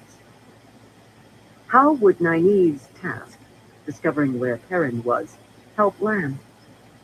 During the past week, Nynaeve had pressed Cadsuane for more information, but had failed. Perform this task well, child, Cadsuane had said, and perhaps we shall give you more responsibility in the future. You've proven yourself willful at times, and we can't have that. Nynaeve sighed. Find out where Perrin was. How was she supposed to do that? The Two Rivers folk had been of little use. Many of their men were traveling with Perrin, but they hadn't been seen for some time. They were in the south somewhere, Altara and Fieldon likely, but that left a large area to search. She should have known that the Two Rivers would not provide an easy answer. Cadsuane had obviously already tried reaching Perrin herself, and must have failed. That's why she'd given the task to Nynaeve. Had Rand sent Perrin on some secret mission? Rand, she said. He was muttering roughly to himself. She shivered. Rand, she said more sharply. He stopped muttering, then glanced at her. She thought she could see the anger hidden there, deep within him, a flash of annoyance at her interruption. Then it was gone, replaced by the frighteningly cool control. Yes, he asked. Do you know where Perrin is? He has tasks set before him and performs them, Rand said, turning away. Why do you wish to know? Best not to mention Cadsuane. I'm still worried about him, and about Matt. Ah, Rand said. You are particularly unaccustomed to lying, aren't you, Nynaeve? She felt her face flush in embarrassment. When had he learned to read people so well? I am worried about him, Rand al'Thor, she said. He has a peaceful, unassuming nature, and always did let his friends push him around too much. There, let Rand think about that. Unassuming, Rand said musingly. Yes, I suppose he is still that. But peaceful? Perrin is no longer too peaceful. So he had been in touch with Perrin recently. Right. How had Cadsuane known? And how had Nynaeve missed those communications? Rand, if you have Perrin working on something for you, then why have you kept it secret? I deserve to... I haven't been meeting with him, Nynaeve, Rand said. Calm yourself. There are simply things that I know. We are connected, Perrin, myself, and Matt. How? What do you... That is all I will say on it, Nynaeve, Rand interrupted, slicing into her sentence with soft words. Nynaeve settled back, gritting her teeth again. The other Aes Sedai spoke of being in control of their emotions, but obviously they didn't have to deal with Rand al'Thor. Nynaeve could be calm, too, if she weren't expected to manage the most bull-headed fool of a man who would ever put on a pair of boots. They rode in silence for a time, the overcast sky hanging above them like a distant field of gray moss peak. The meeting place with the Borderlanders was a nearby crossroads. They could have traveled directly there, but the maidens had prevailed upon Rand to arrive a short distance out and approach more carefully. Traveling was extremely convenient, but it also could be dangerous. If your enemies knew where you would appear, you could open a gateway and find yourself ambushed by a line of archers. That's always good to have Even it back sending up. scouts through the gateway first wasn't as safe as traveling to a spot where nobody was expecting you. The Aiel learned and adapted quickly. Surprising, really. The waste was terribly unvaried. Every part looked just about the same. Of course, she had overheard some Aiel guards saying something similar about the wetlands. This particular crossroads hadn't been important in years. If Verin or one of the other Brown sisters had been there, they'd likely have been able to explain exactly why. All Nynaeve knew was that the kingdom which had once held this land had fallen long ago, and the only remnant was the independent city of Far Madding. The wheel of time turned. The most grand of kingdoms fell, rusted, and eventually changed into lazy fields, ruled only by farmers determined to grow a particularly good crop of barley. It had happened to Manetheren, and it had happened here. Great highways that had once transported legions now dwindled to obscure country roads in need of maintenance. As they continued, Nynaeve let moonlight fall back from Rand's position. That placed her riding near Narishma, with his dark braided hair, bells tinkling on the ends. He wore black, like most Ashaman, and the sword and dragon twinkled on his collar.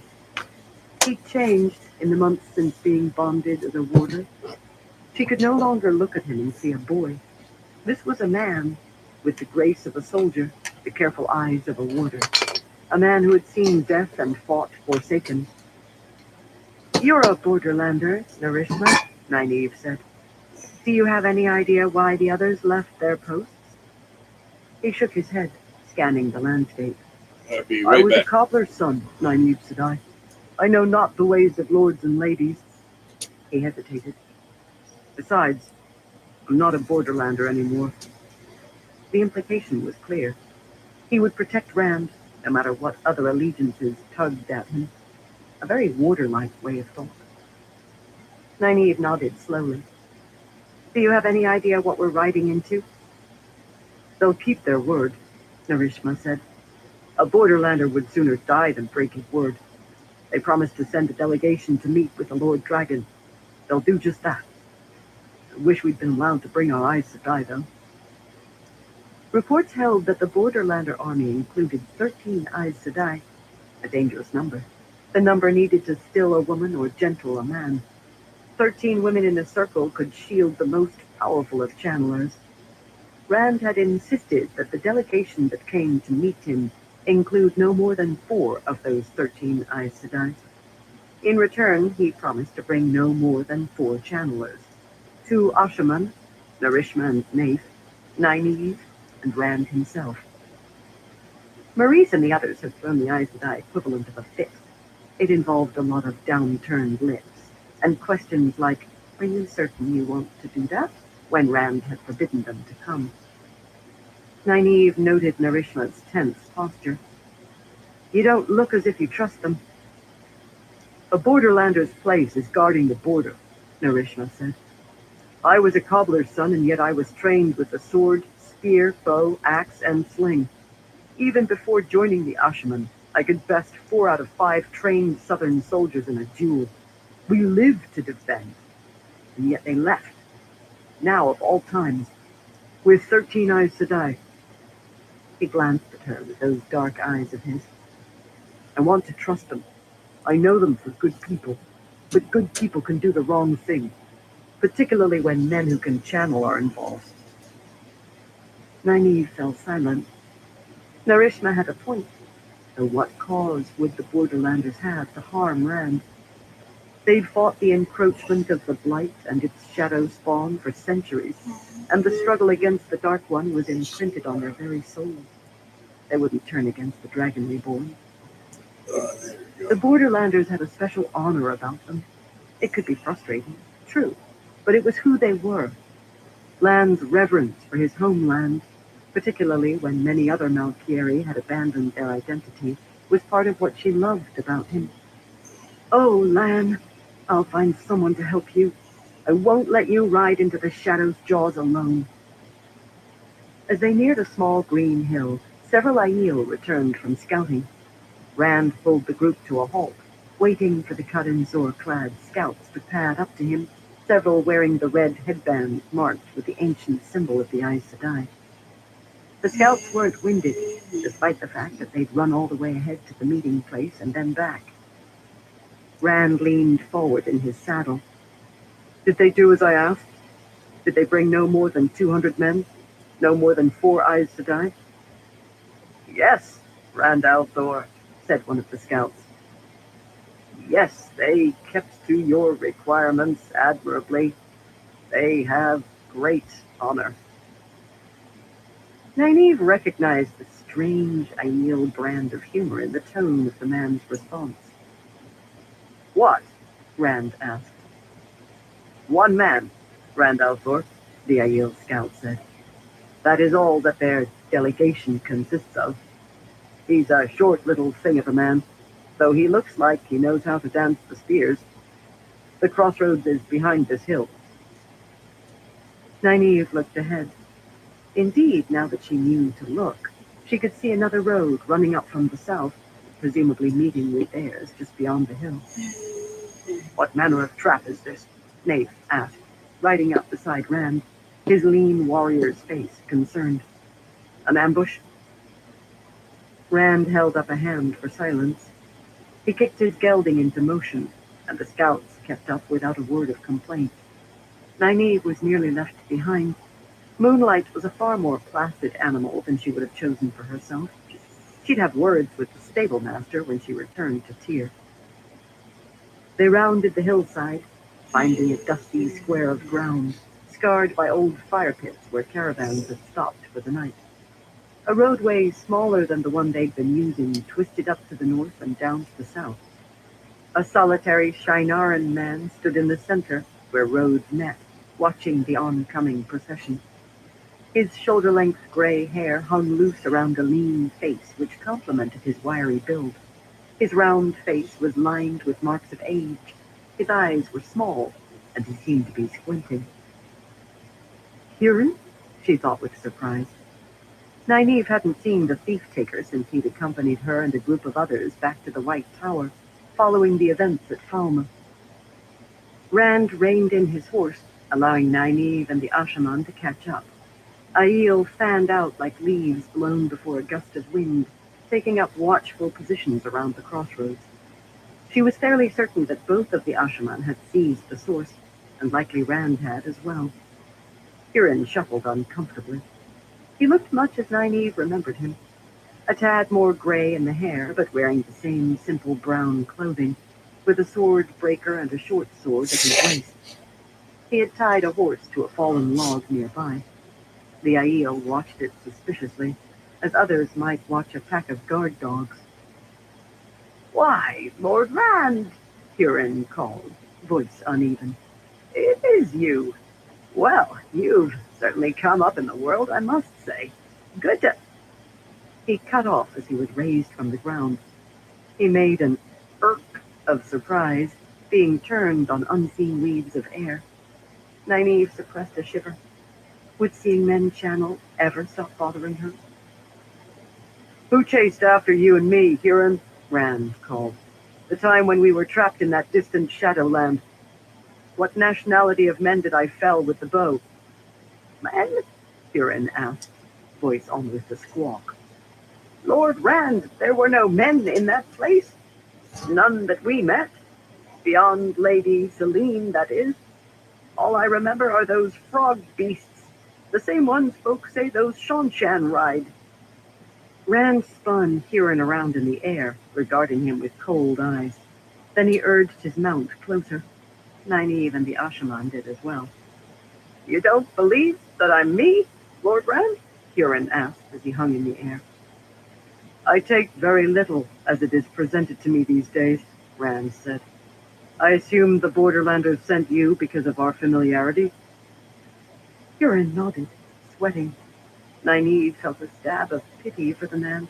He was absolutely devoted to Rand. They had spent a lot of time together, chasing down Fane and the Horn of Valir.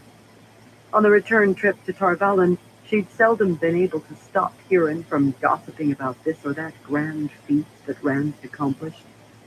Being treated this way by the man he idolized was probably very unsettling for the lean thief-taker. Why only you? Rand asked quietly. Well, Huron said, sighing. They did tell you. He hesitated, seeming distracted by something. He sniffed audibly. Now that's strange. Never smelled that before. What? Rand asked. I don't know, Huron said. The air. It smells like a lot of death.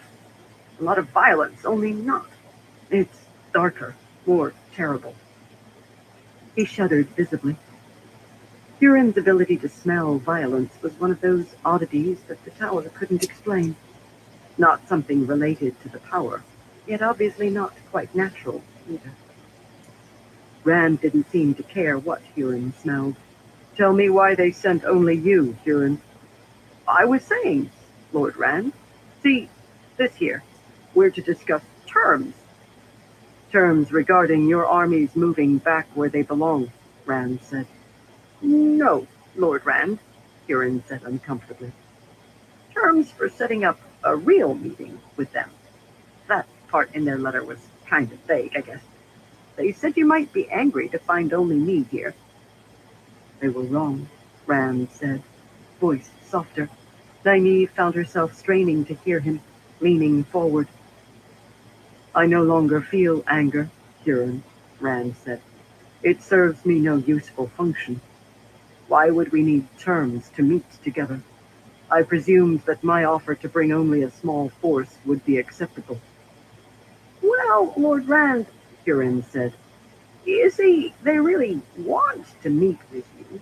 I mean, we came all this way, marched through the bloody winter itself. My pardon, Einstein. But it was the bloody winter, and a bad one, although it took a long time getting to us. Anyways, we did that, coming for you, Lord Rand. So, you see, they want to meet with you very badly. But, well, last time you were in Farmadding, there was... Rand held up a finger. Huron quieted and all grew still. Even the horses seemed to hold their breaths. The Borderlanders are in Farmadding? Rand asked. Yes, Lord Rand. They want to meet with me there? Yes, Lord Rand. You'll have to come inside the protection of the Guardian, you see, and... Rand waved a curt hand, cutting off Huron. A gateway opened immediately. It didn't appear to lead to Farmadding, however. It just led back a short distance to the road where Rand and the others had been riding a short time before. Rand released Huron, gesturing for the Aiel to let the man mount, then moved Tidishar through the gateway. What was going on? Everyone else followed. Once through, Rand created another gateway, this one opening into a small wooded hollow. Nynaeve thought she recognized it. This was where they had camped following their visit to Farmadding with Catswain. Why the first gateway? Nynaeve thought, confused. And then it occurred to her. One didn't need to learn an area to travel a short distance from it, and traveling to a place taught someone that location well enough to create gateways from it. So by traveling a short hop first, Rand memorized the location well enough to create gateways wherever he wanted, while skipping the time needed to learn the area. It was extremely clever, and Nynaeve felt herself blushing that she hadn't seen the possibility before. How long had Rand known of this trick? Had memory of it come from that voice in his head? Rand rode Taidaisha out into the hollow, the horse's hooves stirring fallen leaves as he worked his way through the underbrush. Nynaeve followed, trying to urge her docile mare to keep up with Rand. That stable master was going to hear from her for certain. His ears would burn when she was through with him. Huron trotted his horse out as well, and the Aiel loped along, subtly keeping him surrounded. They had their faces veiled, spears or bows in hand. Past the trees and underbrush, Rand stopped Taidaisha, looking across the open meadow toward the ancient city of Farmading. It wasn't large, not by the measure of the great cities, nor was it beautiful, not when compared with the Ogier-built wonders Nynaeve had seen. But it was big enough, and it was certainly home to fine architecture and ancient relics. Set upon an island in a lake, it was actually faintly reminiscent of Tarvallen. 3 broad bridges crossed the calm waters and were the only means of entering the city. A very large army was encamped around the lake, perhaps covering more ground than Farmading itself. Nynaeve counted dozens of different pennons marking dozens of different houses. There were lines upon lines of horses, and tents like rows of summer crops, carefully planted and organized, awaiting harvest. The Borderlander army.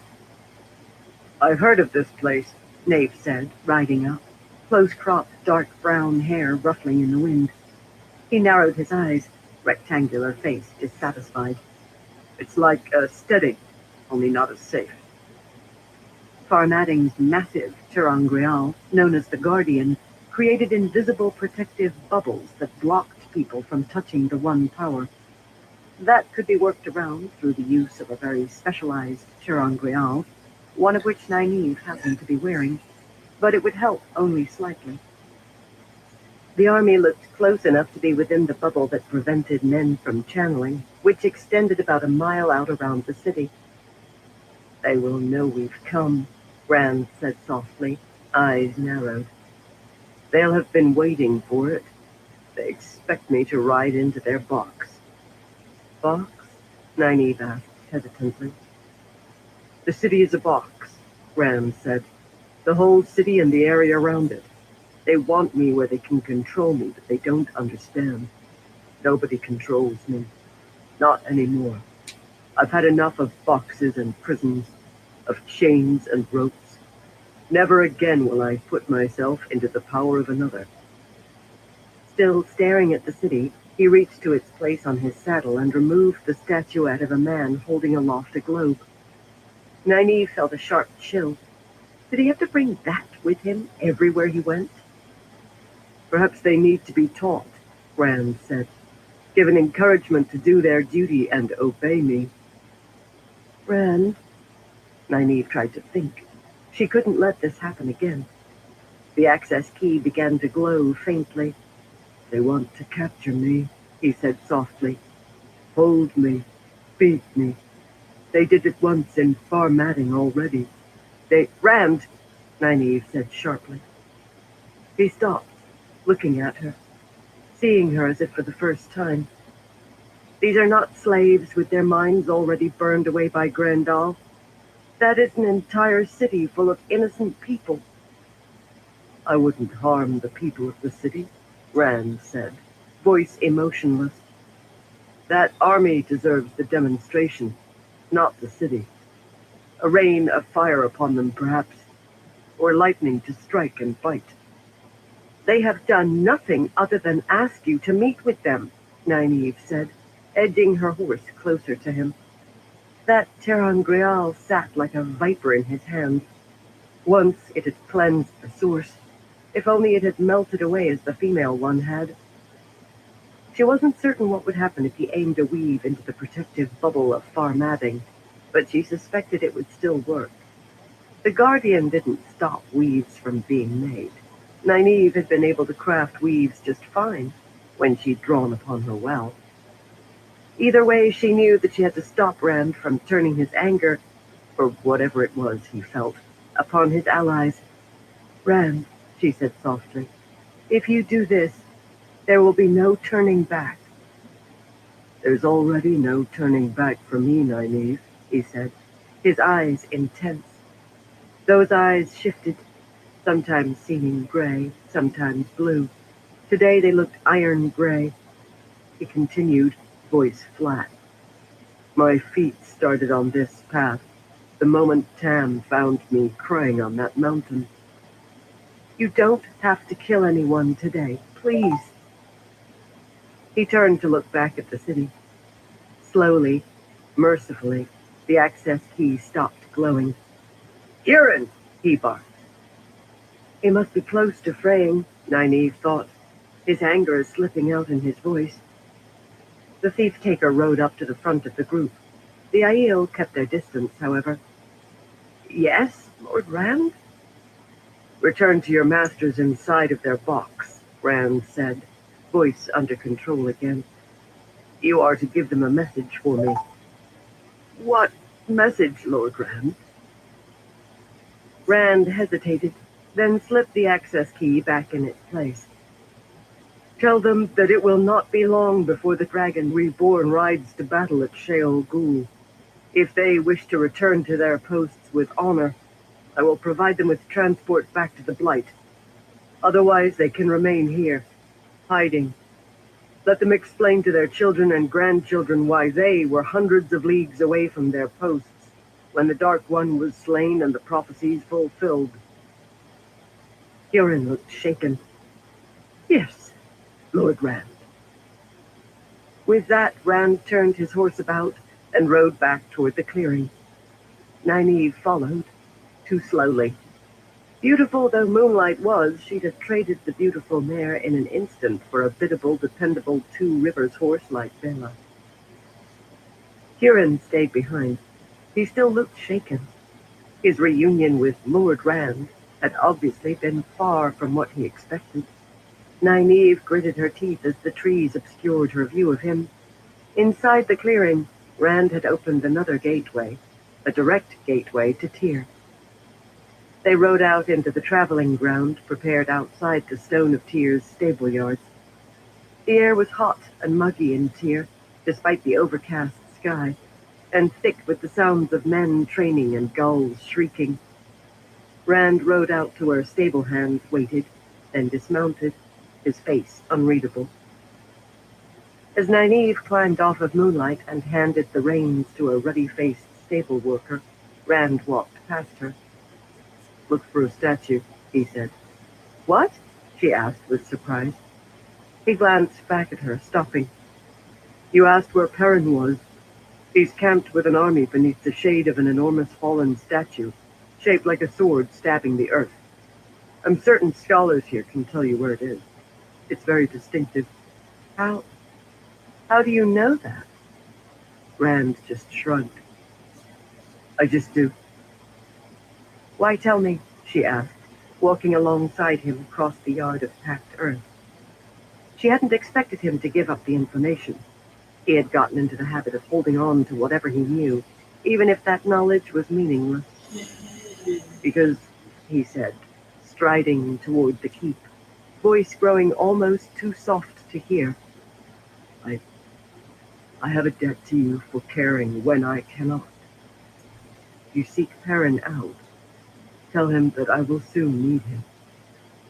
With that, he left her. Nynaeve stood in the horseyard, watching him go. There was a wet scent to the air, the smell of new rain, and she could feel that she'd missed a sprinkle.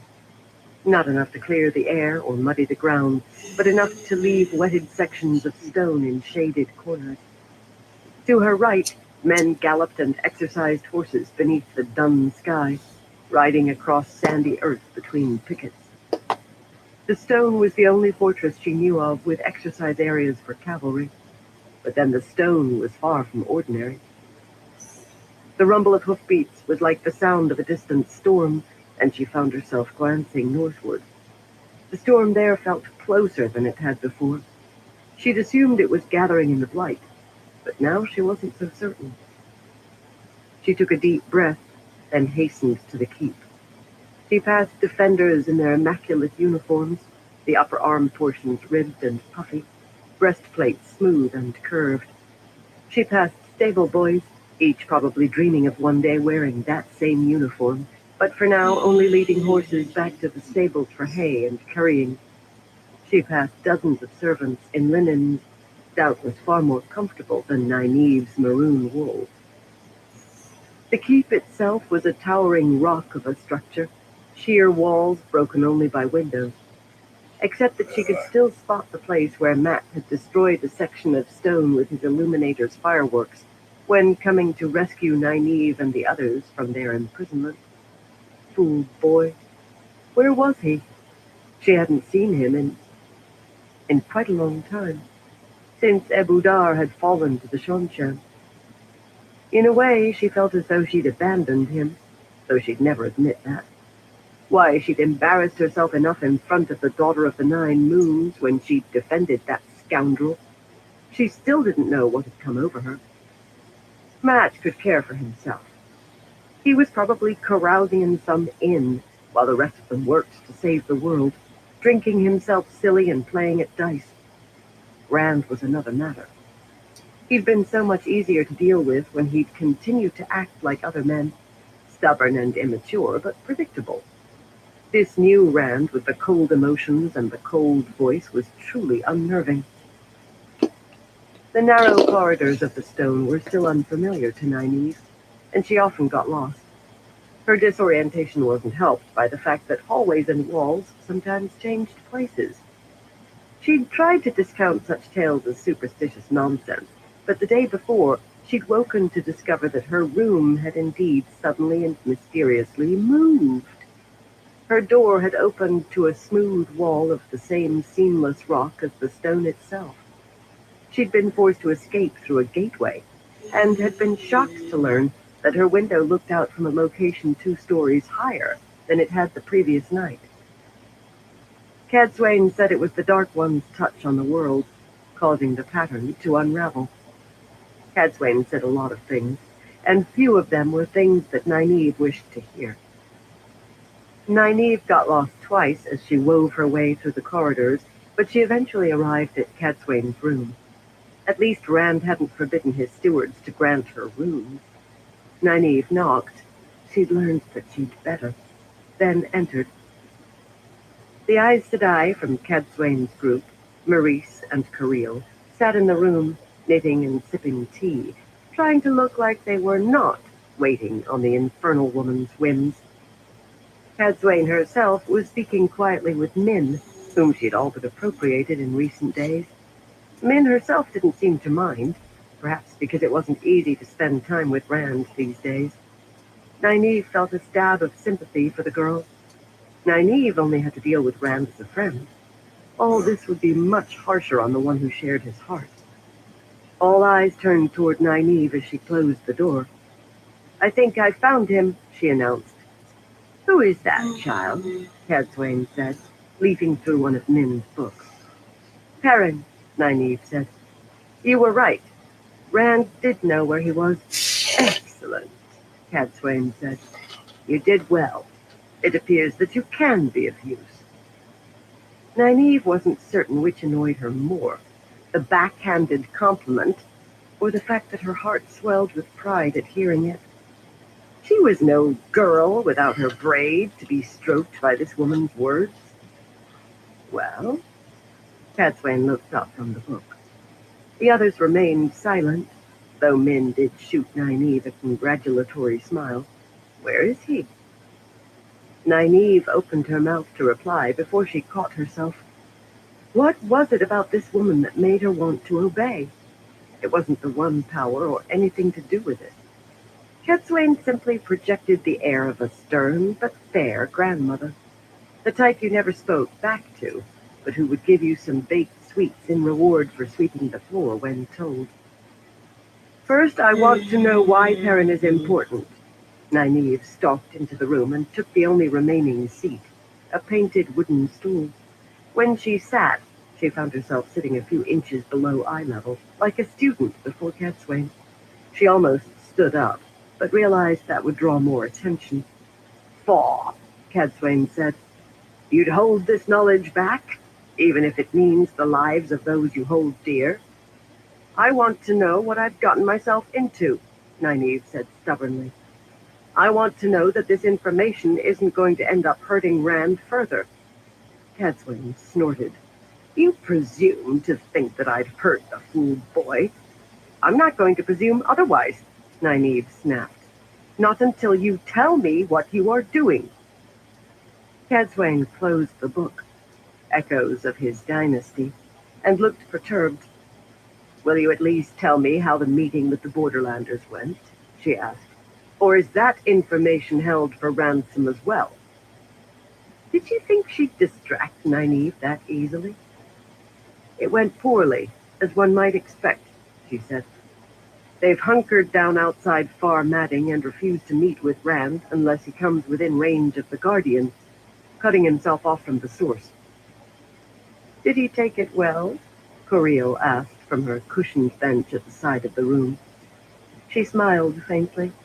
She seemed to be the only one who thought the changes in Rand were amusing, rather than terrifying. But then, she was one of the women who had bonded an Ashaman at practically the first opportunity. Did he take it well? Nynaeve repeated flatly. That depends. Does pulling out that blasted ter'angreal and threatening to rain down fire on the army strike you as taking it well? Min paled. Catswain raised an eyebrow. I stopped him, Nynaeve said, but just barely. I don't know. It might be getting too late to do anything to change him. That boy will laugh again, Catswain said quietly but intensely. I didn't live this long to fail now. What does it matter? Coriel said. Nynaeve turned in shock. Well, Coriel set down her mending. What does it matter? We're obviously going to succeed. Light, Nynaeve said. What gave you that idea? We've just spent all afternoon drilling this girl about her visions. Coriel nodded to Min.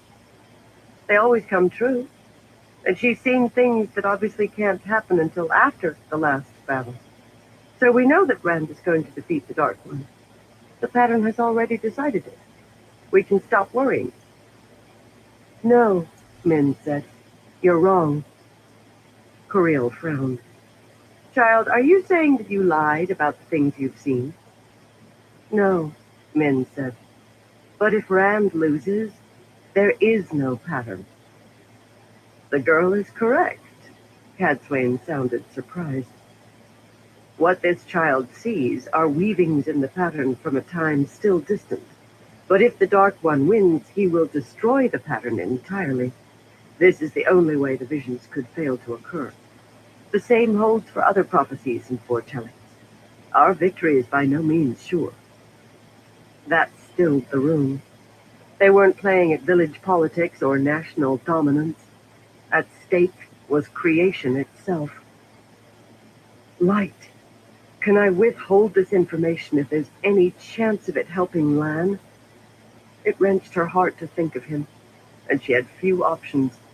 In fact, Lan's only hope seemed to rest in the armies Rand could marshal and the gateways his people could form. Rand had to change. For Lan, for them all, and she had no idea what to do other than, unfortunately, to trust Catswain. Nynaeve swallowed her pride and spoke. Do you know the location of the statue of an enormous sword fallen to the earth as if stabbing it? Coriel and Maurice glanced at each other in confusion. The hand of the Aman Rukane. Catswain turned from Min with a raised eyebrow. The full statue was never finished, from what scholars can tell. It rests near the Johanna Road. Perrin is camping in its shadow. Cadswain pursed her lips. I assumed he would go eastward, toward lands Althor has captured. She took a deep breath. All right. We are going for him right now. She hesitated, then glanced at Nynaeve. In answer to your question earlier, child, Perrin actually isn't important to our plans. He isn't? Nynaeve asked. But Cadswain raised a finger. There are people with him who are vital. One in particular.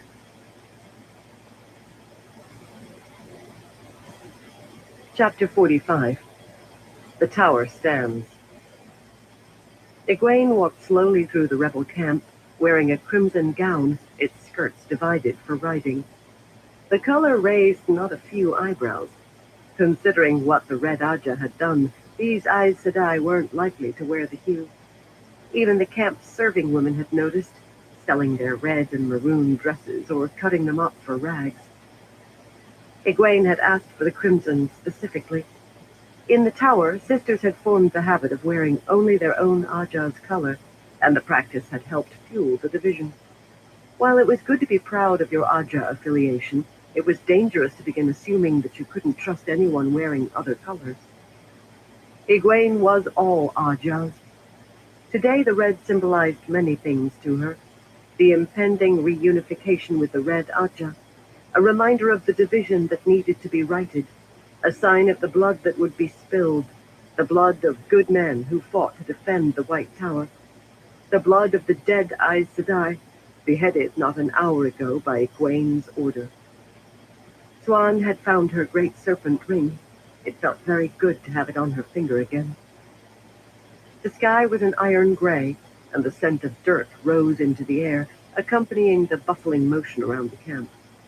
Women hurriedly washed clothing, as if they were late in getting their patrons ready for a festival. Novices literally ran from lesson to lesson. Aes Sedai stood about with arms folded, eyes ready to burn any who didn't keep up the tempo. They sensed the tension of the day, Egwene thought, and can't help but be made anxious by it. The night before, with its attack by the Shanshan, followed by the return of the Amerlin, who'd spent the morning cleansing the Aes Sedai, and now afternoon, and the beating drums of war. She doubted that Bryn's own camp was in such a state. He'd have his men ready for attack. He probably could.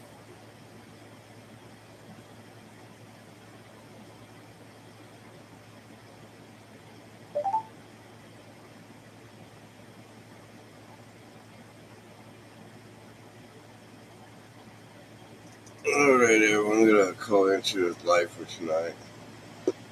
I want to thank everyone for stopping by and everyone who keeps stopping by. I appreciate all your